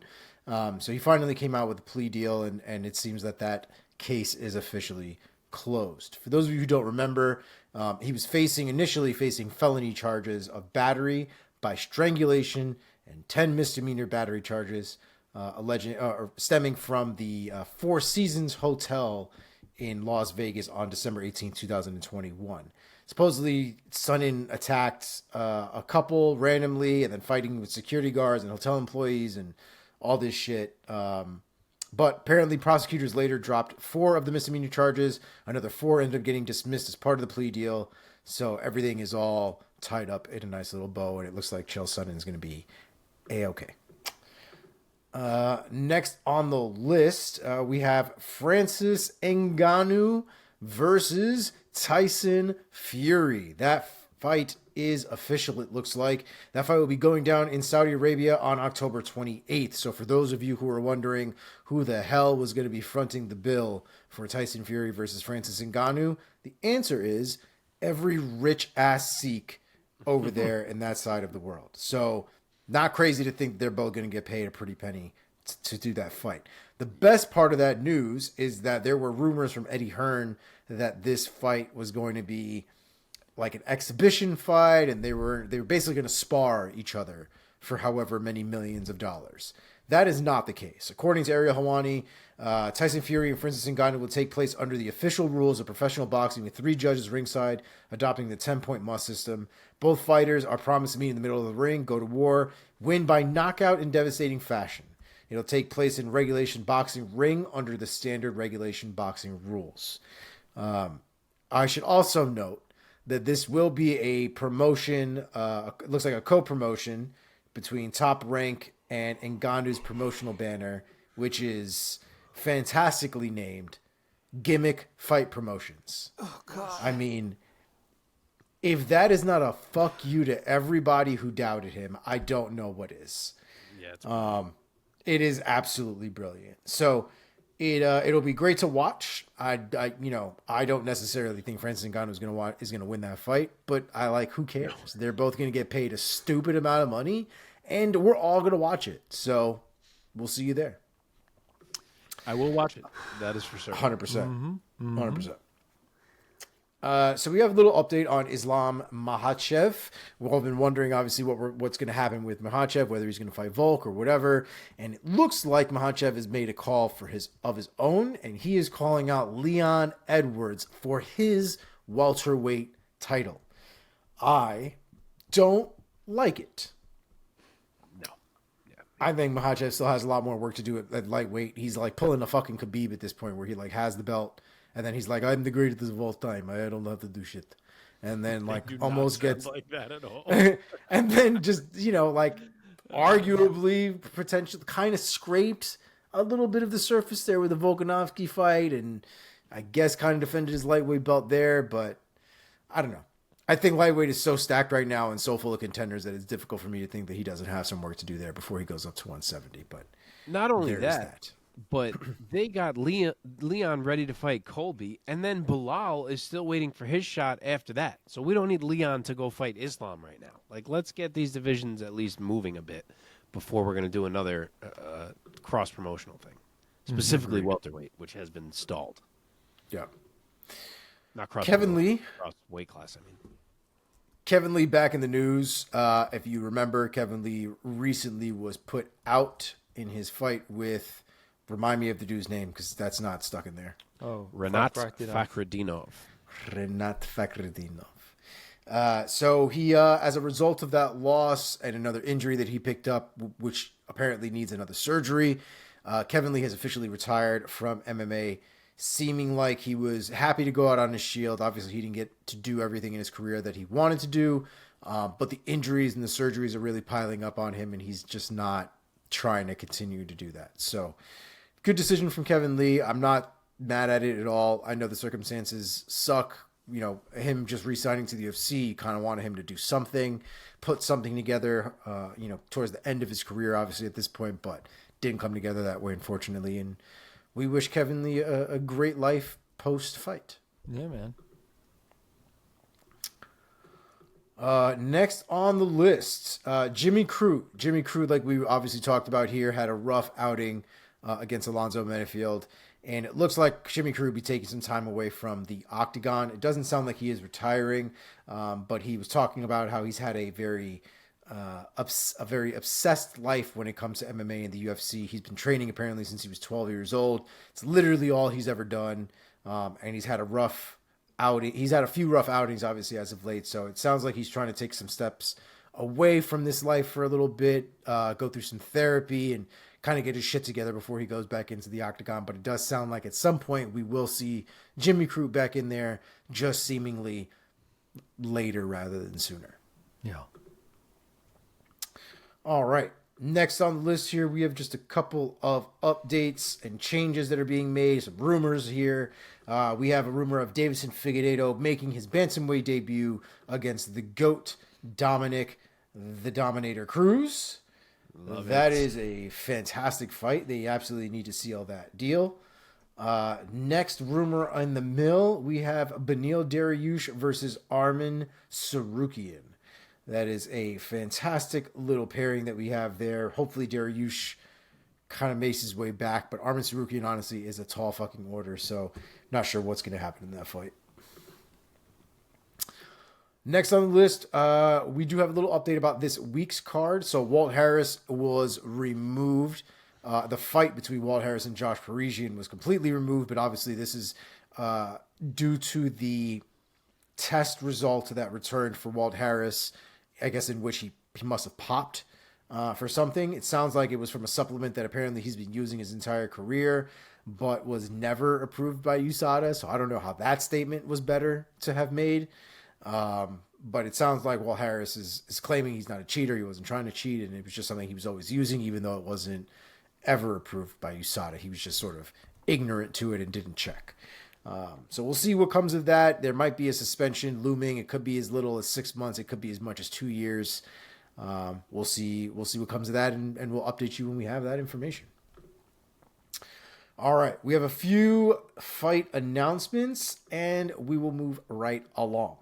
Jack Della Maddalena is very much a just let me bang bro right now, because this man is trying to get back in the octagon as soon as humanly possible after getting shafted last week. He will be fighting Bassil Hafez. I don't know. We'll find out once we actually see that person in person, because he is obviously a newcomer to the division or to the company. And like I said, Jack Della Maddalena is just trying to get in there and try to get something done here. So that fight will be happening this weekend on July 15th. The order of the fights is a little odd. We're obviously going to touch on that a little bit later, but that fight is happening. You might not want to wait until the main card to see if Jack Della Maddalena is on that card. So that's just that. Next on the list, we have the Johan Lainez is out against his fight with Matthew Semmelsberger. Semmelsberger will now be fighting Uros Medic, and that will be going down at UFC 291 on July 29th. Tagir Ulanbekov is out against his fight with Jake Hadley. Cody Durden will be stepping in to fight Jake Hadley on August 5th on UFC's Nashville card. Henry Cejudo out, like we mentioned before in our previous shows, but we did not mention that Pedro Munoz is fucking in. So we are getting Pedro Munoz versus Marlon Chito Vera at UFC 292 on August 19th, and I love it. Would Henry Cejudo have been better? I don't doubt that for a minute. Is Pedro Munoz still an absolutely fantastic fight?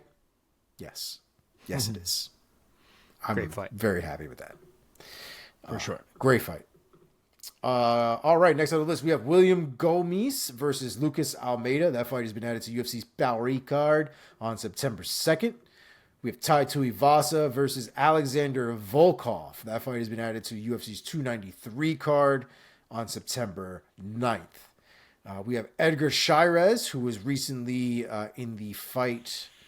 This was like last. Yeah, he just fought.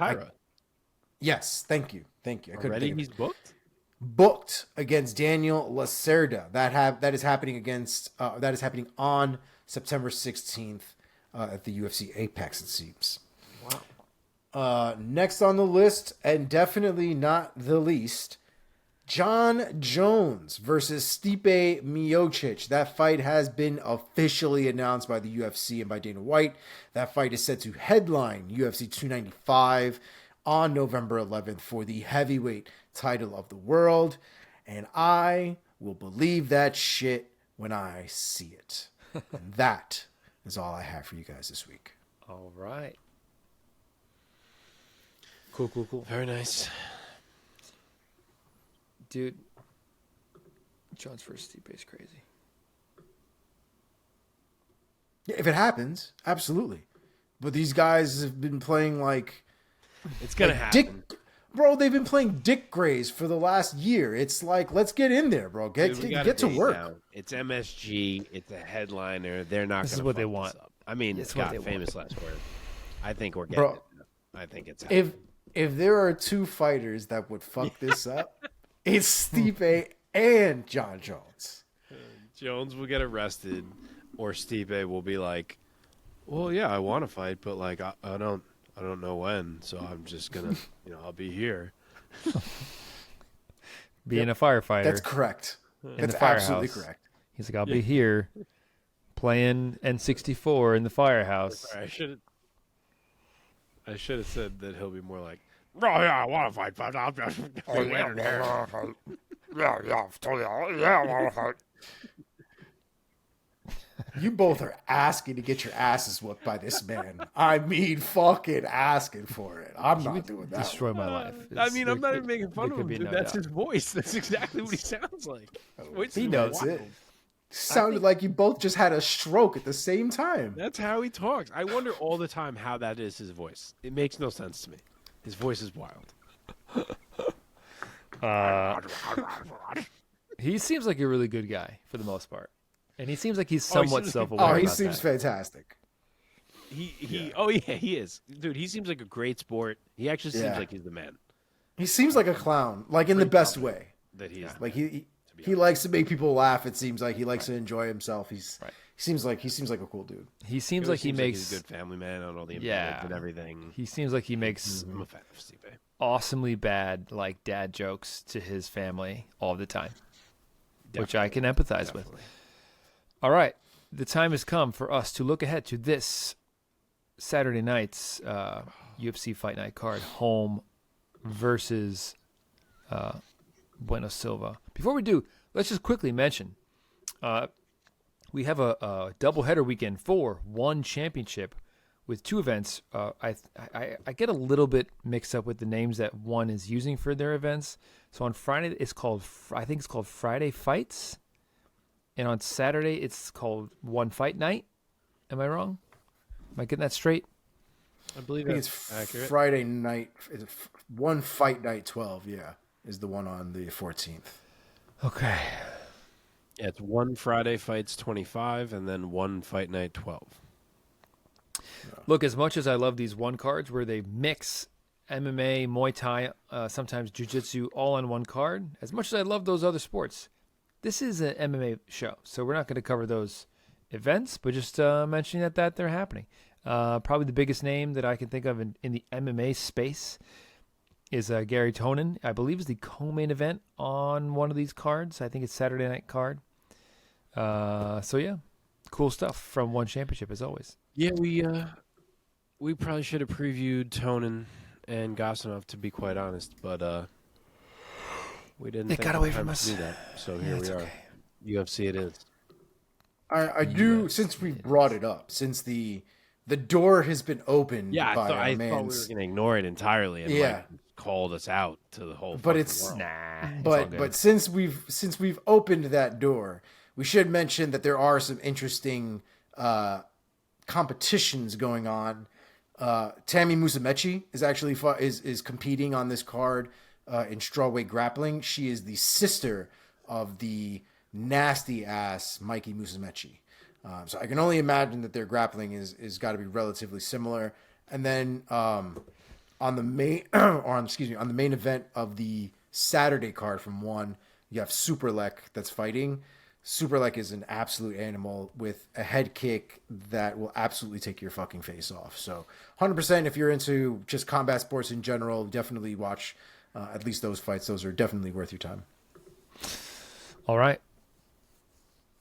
So this Saturday night we have UFC Fight Night Holm versus Bueno Silva, a Fight Night card going down at the UFC Apex in Las Vegas, Nevada, headlined by two of the women's bantamweight division's stars, in being Holly Holm and the rising Mayra Bueno Silva. Man, the Apex must be cool. You think it seems like such an intimate venue. Quite a few big The names. Apex seems fucking horrible. Oh, you think so? The Why? Apex seem, dude, because because here's my thing, right? When I feel like when you're doing the come up in the MMA world, right? I feel like it'd be cool to do it once to say that you've done it, because it's not something I think that happens in almost any other promotion. But all these other promotions have little ass spaces, little ass rings. It's like the Apex is almost like the nice version of an amateur, like an amateur card. And I feel like these guys, once they get to that position, once they get to the UFC, I feel like they deserve the crowd. They deserve the stadium. They deserve that platform, that energy, that next step. Because to me, that's a big part of that career, right? Like, we always talk about the nerves, and if the moment got to the guy, this, that, and the other, like, it makes a difference, man, to have, 100 people looking at you versus like 15,000 people looking at you. Sure. So I think it takes something away from the shine of what the UFC is supposed to be and kind of the stage that the UFC is supposed to represent. So I'm not a huge fan of the Apex. I understood the necessity for it. I understand even the necessity now, because I'm sure the UFC saves a dick ton of money on venues and stuff like that when they do this stuff. But it's not my favorite at all.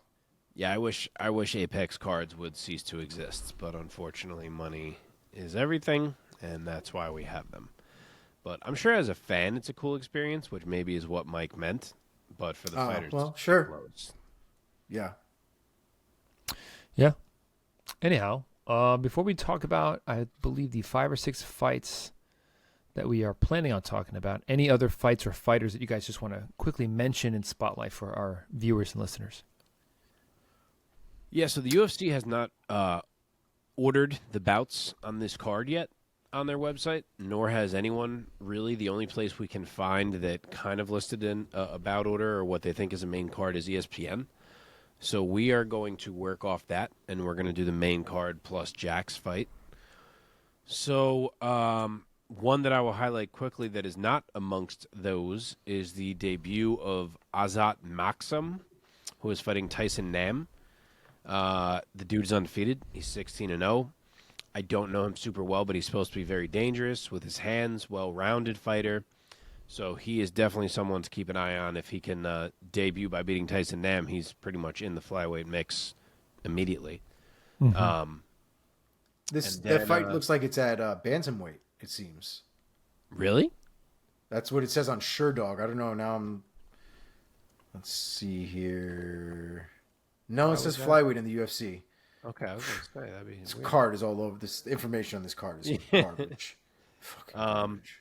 And then I was also just going to mention quick, I forget exactly how he pronounces his name, but Melquizael Costa fighting Austin Lingo.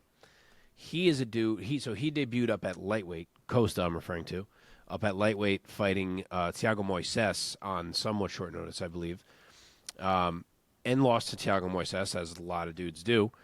But he was super intriguing in that fight. He looked like he could be a dangerous striker. He is now back down to his proper weight class, fighting Austin Lingo, and I think he's a dude to keep an eye on as well. All right. Yep. Let us get into this.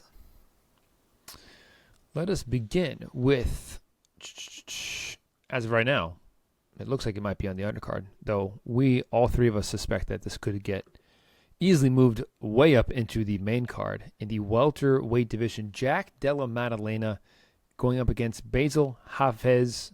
Mark, why don't you give us your take and your pick? Okay, so Jack is a minus 600 favorite. Hafez is plus 450.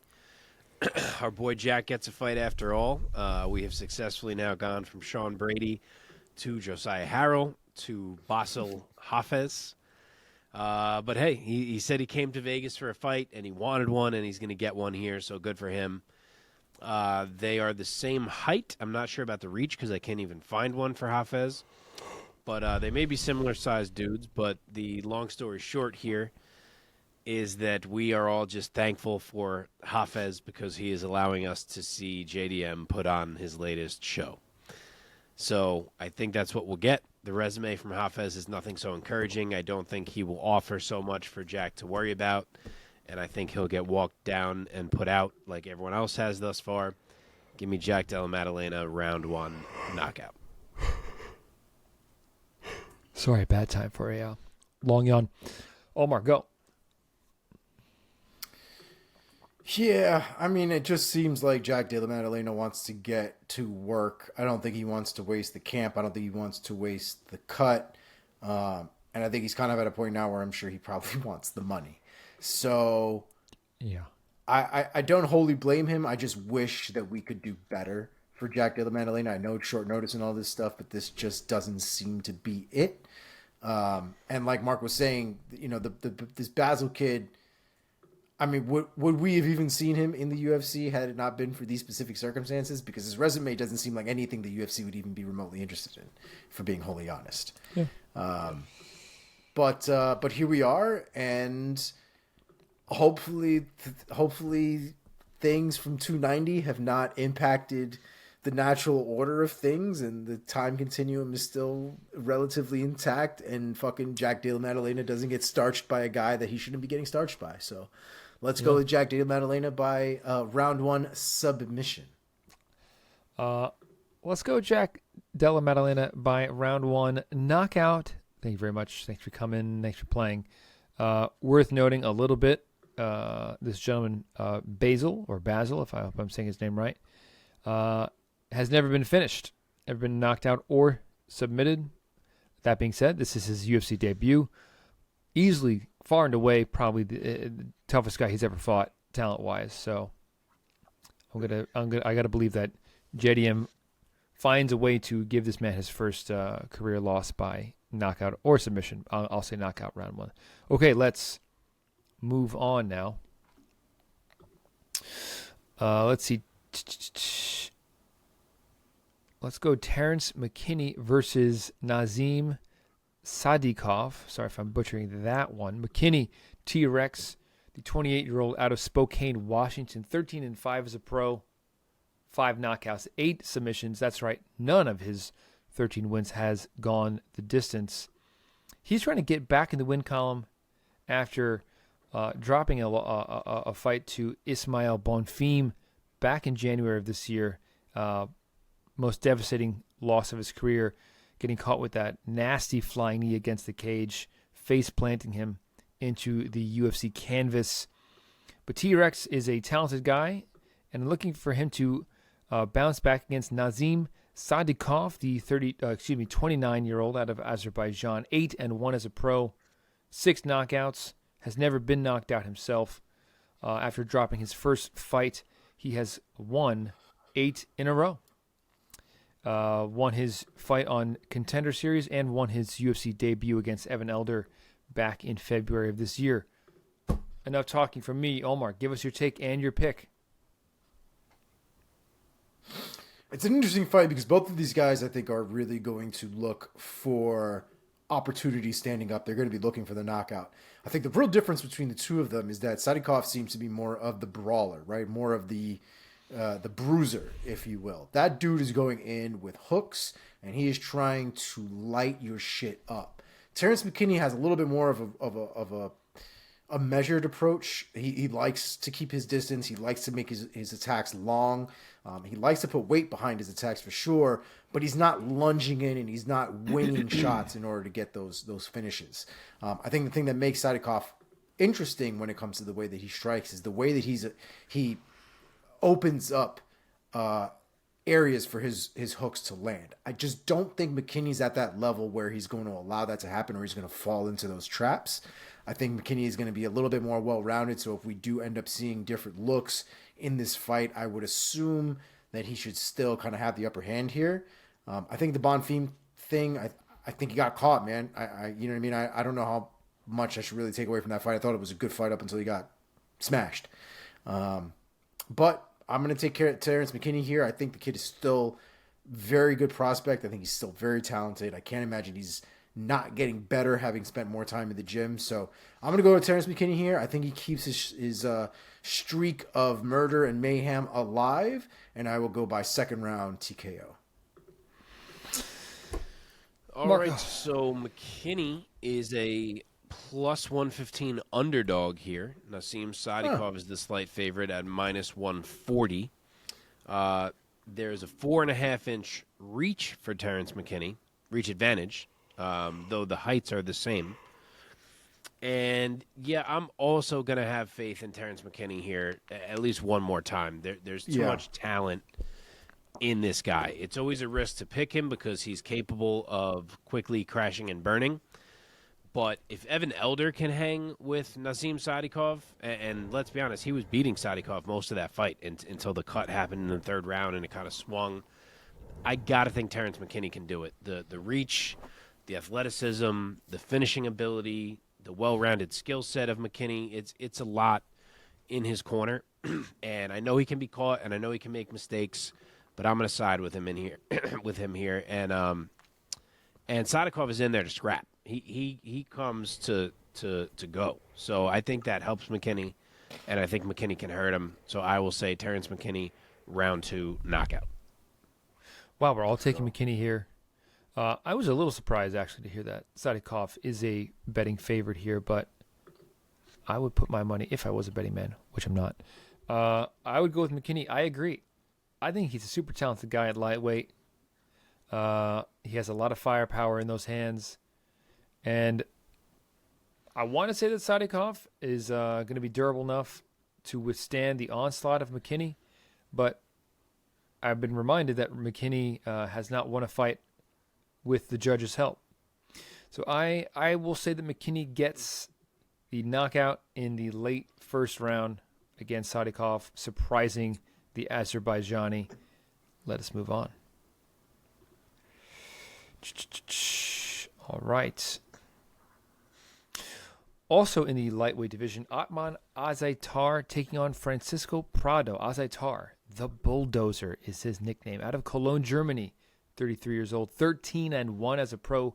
Only one of those wins, has gone the distance. 10 have come by way of knockout. He's looking to get back in the win column after his first career loss at the hands of Matt the Steamroller Frivola when he knocked him out in the first round with a devastating punch. Let's go over to Francisco Prado, the 21-year-old out of Santa Fe, Argentina. Also quite a prospect, 11-1 coming into his second UFC bout.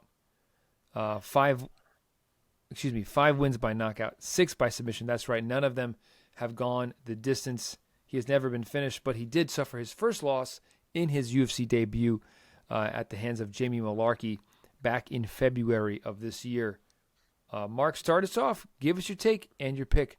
Azaitar versus Prado.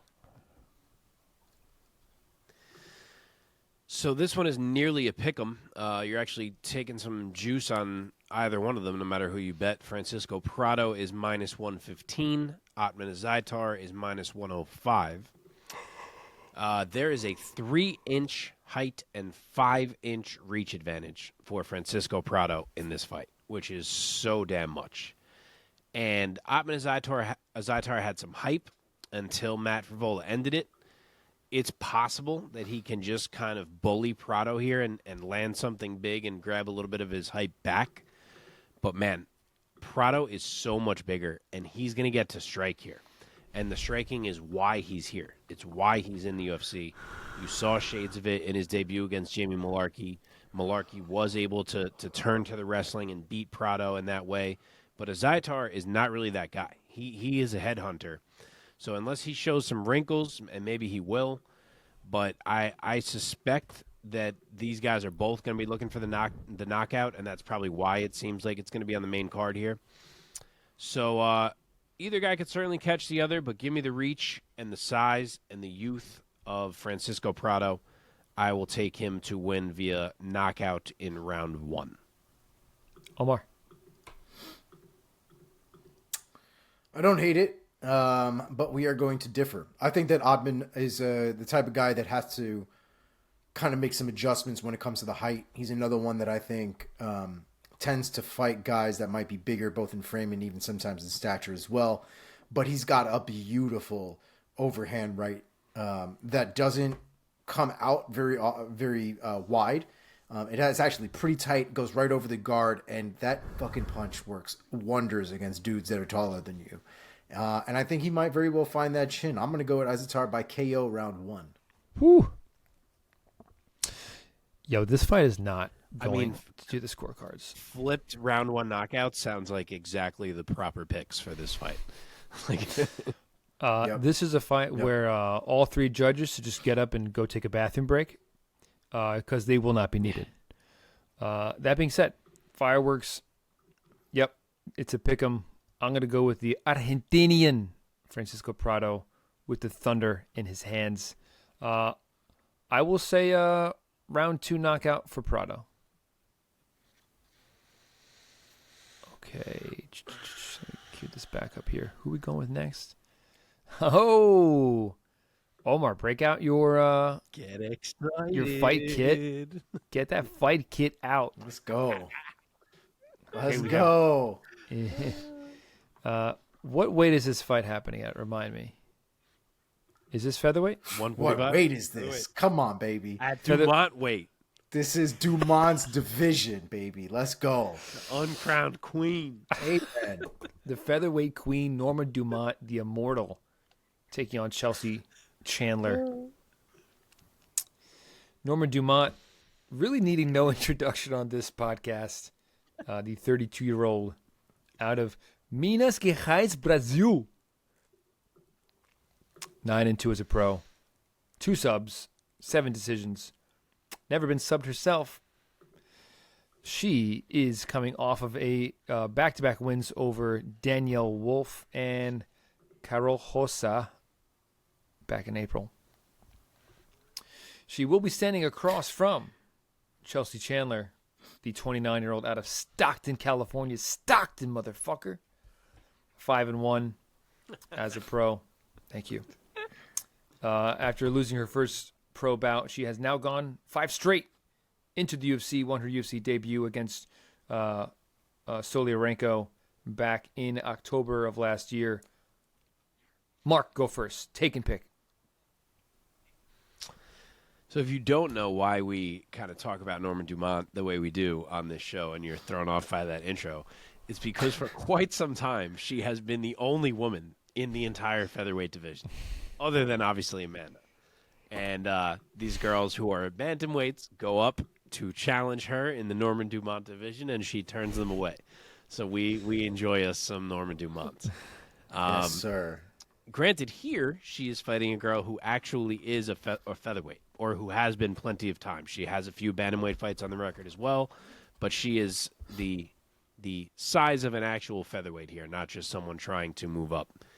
So that's a little bit of a wrinkle compared to who Dumont's been fighting lately. Dumont is favored. She is minus 145, so not huge. Chelsea Chandler is plus 120 as the underdog.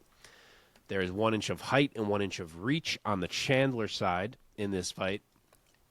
And I do wish we would have gotten to see Chelsea fight a second time before fighting Norma Dumont, because I was intrigued by what I saw from her in her debut. The only problem is that said debut was against Julia Stoliarenko, and now she is fighting Norma Dumont.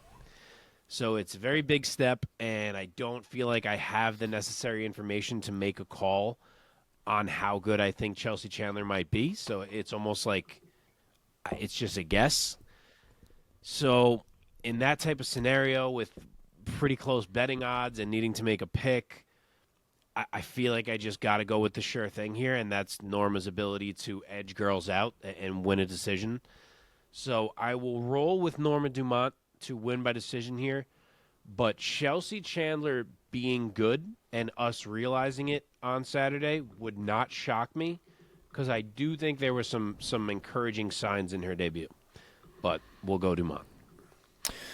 I just got to say real quick, Chelsea Chandler, her name is a little too close to Chelsea Handler. So for that reason alone. Dude, I was just thinking that as I was saying it out loud. Yeah, for that reason alone, I disqualify her from this contest. Yeah. I fucking hate Chelsea Handler. Yeah, dude, I'm not a fan. Not a fan. I could say more mean things, but I won't. Yeah.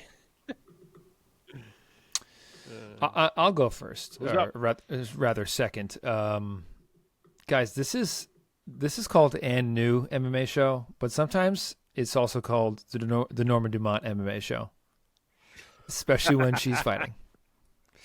If she only knew the amount of love we give her. I do like Norma Dumont quite a bit. I've been a fan for a while of her fighting style. And I will roll. I like your point that Chelsea Chandler, a little bit of an unknown. There's a little bit more of a question mark hanging over her head with such a small pro record coming into this weekend. Not that Norma Dumont has much more, but we've seen more of her. She's been in the UFC for quite a bit longer. So I will roll with Norma. I will say Norma by UD. Omar, tell us why you're picking Norma. By spinning. Well, Norma Dumont is just the queen of the featherweight division. And until proven otherwise, Norma Dumont will continue to win. I will say, Norma Dumont's real kryptonite tends to be girls that are bigger than her. So, like, her fight against Macy Chasson at 145 is ridiculous. Yeah. That is a gigantic woman at 145. Yep. And who's the other girl? Megan Anderson. Megan Anderson huge. was the other girl. Megan Anderson's like 6'3" or something crazy. Like, Megan Anderson is gigantic. She's tall. She's got legs for days, bro. She can kick you from one side of the octagon to the other. Those two women she had trouble with, and understandably so, just based on the physical issues. But I don't think Chelsea Handler necessarily presents anything like that, at least that we know of. So I'm going to roll with Norma Dumont here, baby, by unanimous decision. Dude, I'm 6'1", and anytime I ever meet a woman who's like 6 feet or like eye to eye with me, like it tricks my brain, and I'm like, you're the biggest human I've ever met. I know what you mean, dude. I know weird. what you mean. It is weird. I'm like, you're Like, you Avatar. want to be like, why are you a giant? Like, yeah. Okay. How many Did more you do we guys have? ever watch Two more. Deuce Bigelow back in the day? Yes, of Yeah. course. Don't Me say and it. my wife still do it. We still do it. All right, We ever say it see once. somebody tall like that going up? That's a huge bitch. That's a huge bitch. Still holds up. It does. Such a man. great line. Rob Schneider. Fucking classic shit from Rob Schneider, man. Okay. Co-main event, Albert Duraev taking on Jun Young Park. Duraev, Machete, great nickname. 34 years old, out of Volga. How do you say it? Volgograd, Russia. Thank you. 16-4 as a pro, 3 knockouts, 9 submission victories on his record, coming off of a split decision victory over Chidi Bang Bang Enjo Kawani back in March of this year. He will be standing across from the Iron Turtle, Jun Young Park, the 32-year-old out of Seoul, South Korea.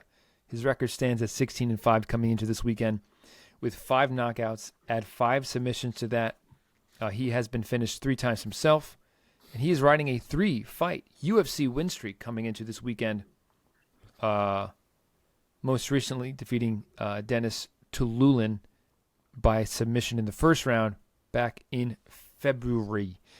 Omar, go first for this one. Excuse me. I think this matchup is very, very interesting, to be honest. I think that, we know Duraev's most likely path to victory here as far as what he's going to want to work.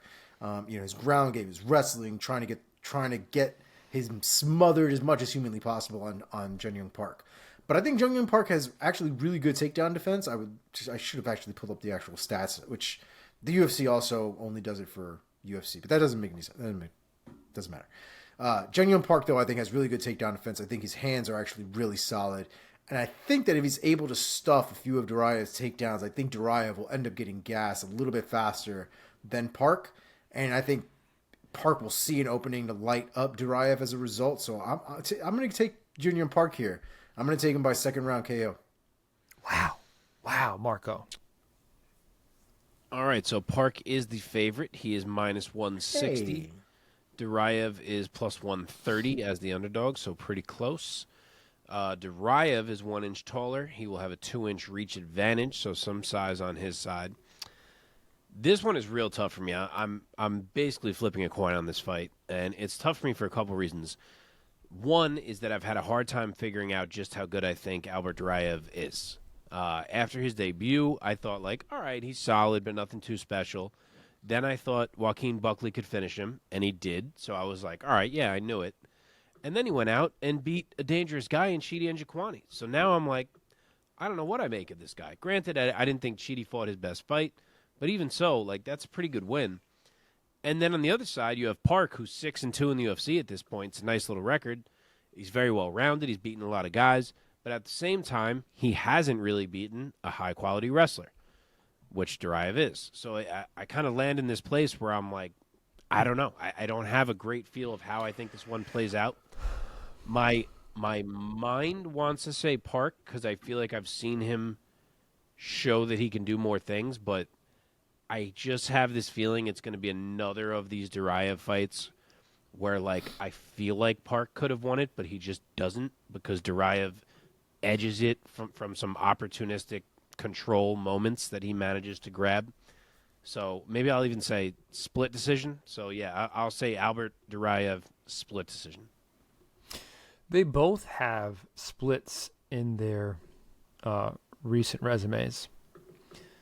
Park had a split with Eric Anders last May, so over a year ago. But it was his first of 3 recent victories. I agree. I think this is a very close fight. Great matchmaking at this point in these guys' careers. Loved your point about the big question mark about that Park has not yet gone against a strong wrestler. And here we go.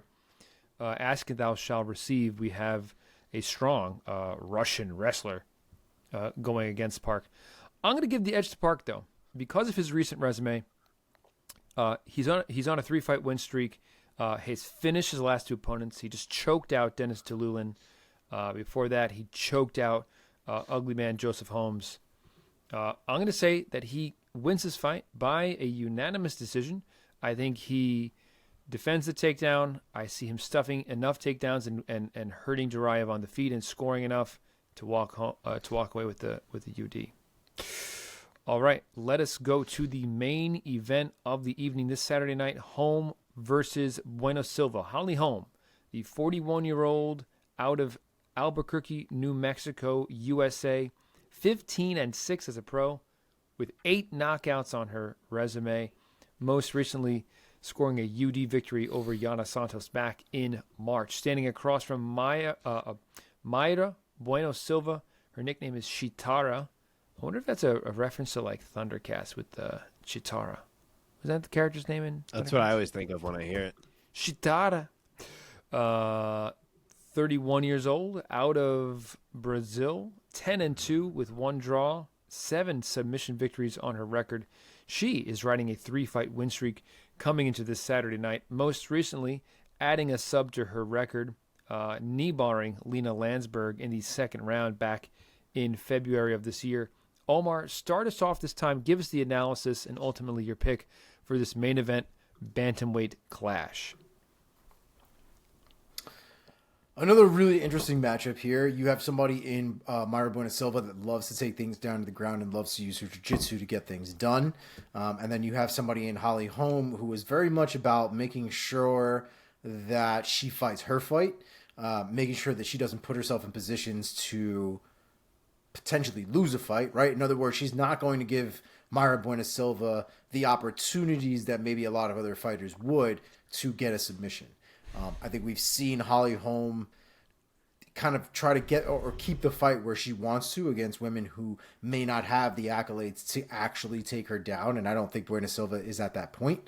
I think Holm will be able to keep this on the feet. I think she'll be able to strike at distance with Bueno Silva, and I don't think that Bueno Silva is going to be able to get anything off. I think Holm eats, and I think it'll be 3 rounds or 5? 5? Yep. 5, yeah, main event. I don't even think it goes 5, to be honest, man. I think she melts her, and it's probably going to be a TKO by round 4. Wow. Okay. Mark? Mike's face was just frozen so funny for me. Okay, Holly is favored. She is minus 175. Myra Bueno Silva is a plus 145 underdog. 2 inches of height and 2.5 inches of reach favoring Holly Holm here. I like Bueno Silva, man. She's already got 4 submissions in the UFC. It's always fun to have a girl in the women's divisions who can end things with sudden submissions. I do think the move to 135 was a good one for her. I think she looks much better at this weight class. But all that being said, I'm just not convinced that she's going to be able to grab a hold of Holly Holm for long enough to tap her. Holly, as much as she's thought of as a striker, she has really evolved over the years with her wrestling and her grappling to the point that I do expect her to be okay here. If she ever did end up in a situation where Silva had her back or Silva ended up in mount or anything like that, then yeah, Holm's going to be in trouble. That's a different story. But I think she can prevent it from ever getting to that point. And while Silva is also very down to scrap it out on the feet, I just don't think she's at a technical level to hang with or beat Holly Holm. Granted, I was very confident of that same exact point when we were talking about Robert Whittaker and Dricus du Plessis, and we know how that went. But I think Holly can mostly stay away from the grappling and fight a typical Holly Holm fight, maybe a little less clinching than she normally employs just to kind of try to keep them separate a bit more. But a lot of front kicks, long-range weapons, jabs, and then some bigger shots mixed in as she's able to open Silva up a bit. And I also think the cardio favors Holly, too, here as this fight goes on. So I will roll with Holly Holm by UD. So, perusing Holly Holm's resume, other than her most recent loss against Ketlen Vieira, she really has only lost to a selection of girls who you would say are among the best. She lost to Amanda. She lost to Cyborg. She lost to Jermaine Durandamy. She lost to Valentina. And, of course, she lost the belt to Misha in one of Misha's greatest, guttiest performances ever.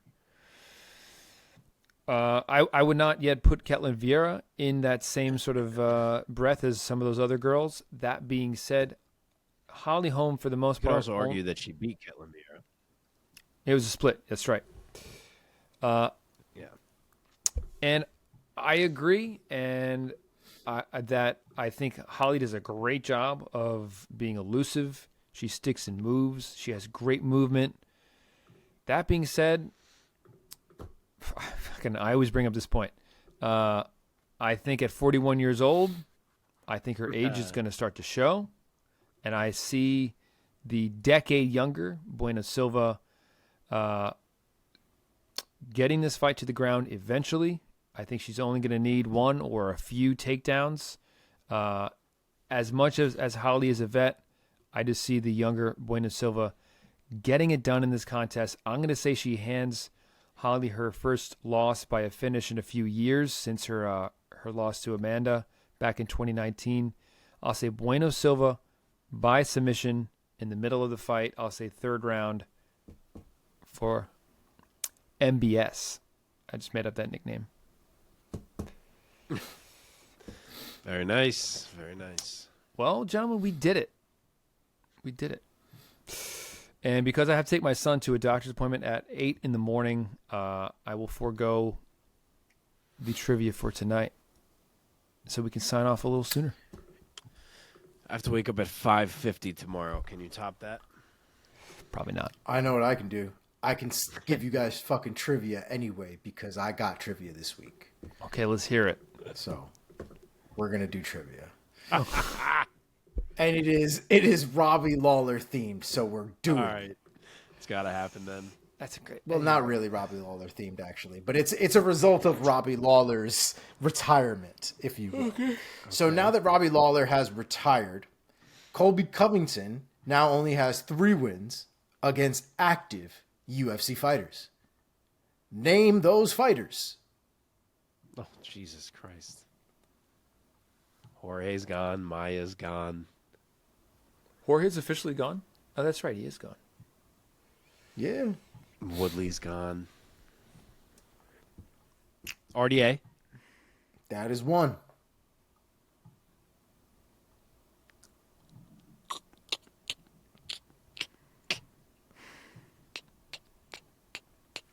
This is partly a trivia question, but partly making a point. He's making a point, Mark. Of course he is. Brian Barberena. That is two. Wow, Mark is smoking. I don't think I'm going to get another one. I can't think of anybody.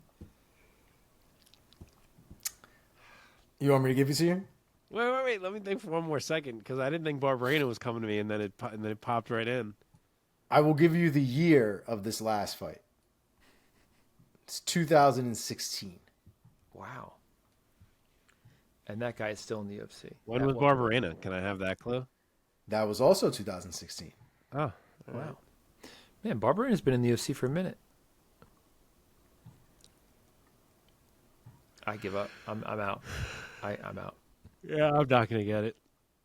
It is Max Griffin. Max Payne Griffin. Max Griffin. Wow, I don't even really remember that one. Yeah. Wow. It's a good thing Colby's getting that title shot, huh? See, I don't like this take, to be quite honest. People love this take, but like when he beat Jorge and when he beat Woodley and when he beat Lawler and when he beat Maya, they were all like top 5 ranked fighters. So just because they retired doesn't mean it doesn't count anymore. I agree, but that was also 100 years ago. The motherfucker has lost since then, multiple title shots. Like, boo. Absolute boo.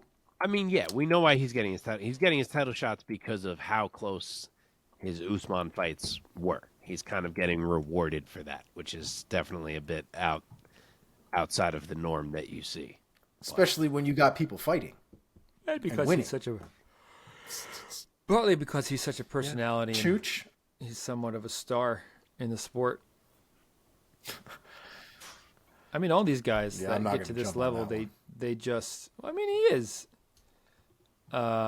You know, it I don't think he is, man. I don't think he is. I think he's the type of dude that walks around with gold chains and says, I'm a rapper, and does nothing as far as that part is concerned. Like, Colby Covington is a very good fighter. I 100% agree with that. I have never said otherwise. He's so good. But the star power that he makes you believe he has, he does not fucking have.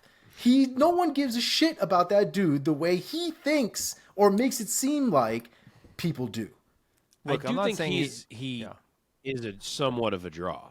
I think people care when he fights, but I don't think he's any kind of superstar. Agreed. I was just going to make the similar point. I'm not going to say he's a superstar, but he is a star in the sport at this point. Come on. I mean, I agree. I think that's fair. All right. I think that's fair. All right, let's end this thing. We can't be here all night. Yeah, we're good now. All right, Trivia guys. done. Hey, enjoy the fights this weekend, folks. Thanks for tuning in. Once again, drop us a comment below if you've made it this far, and we'll see you next week.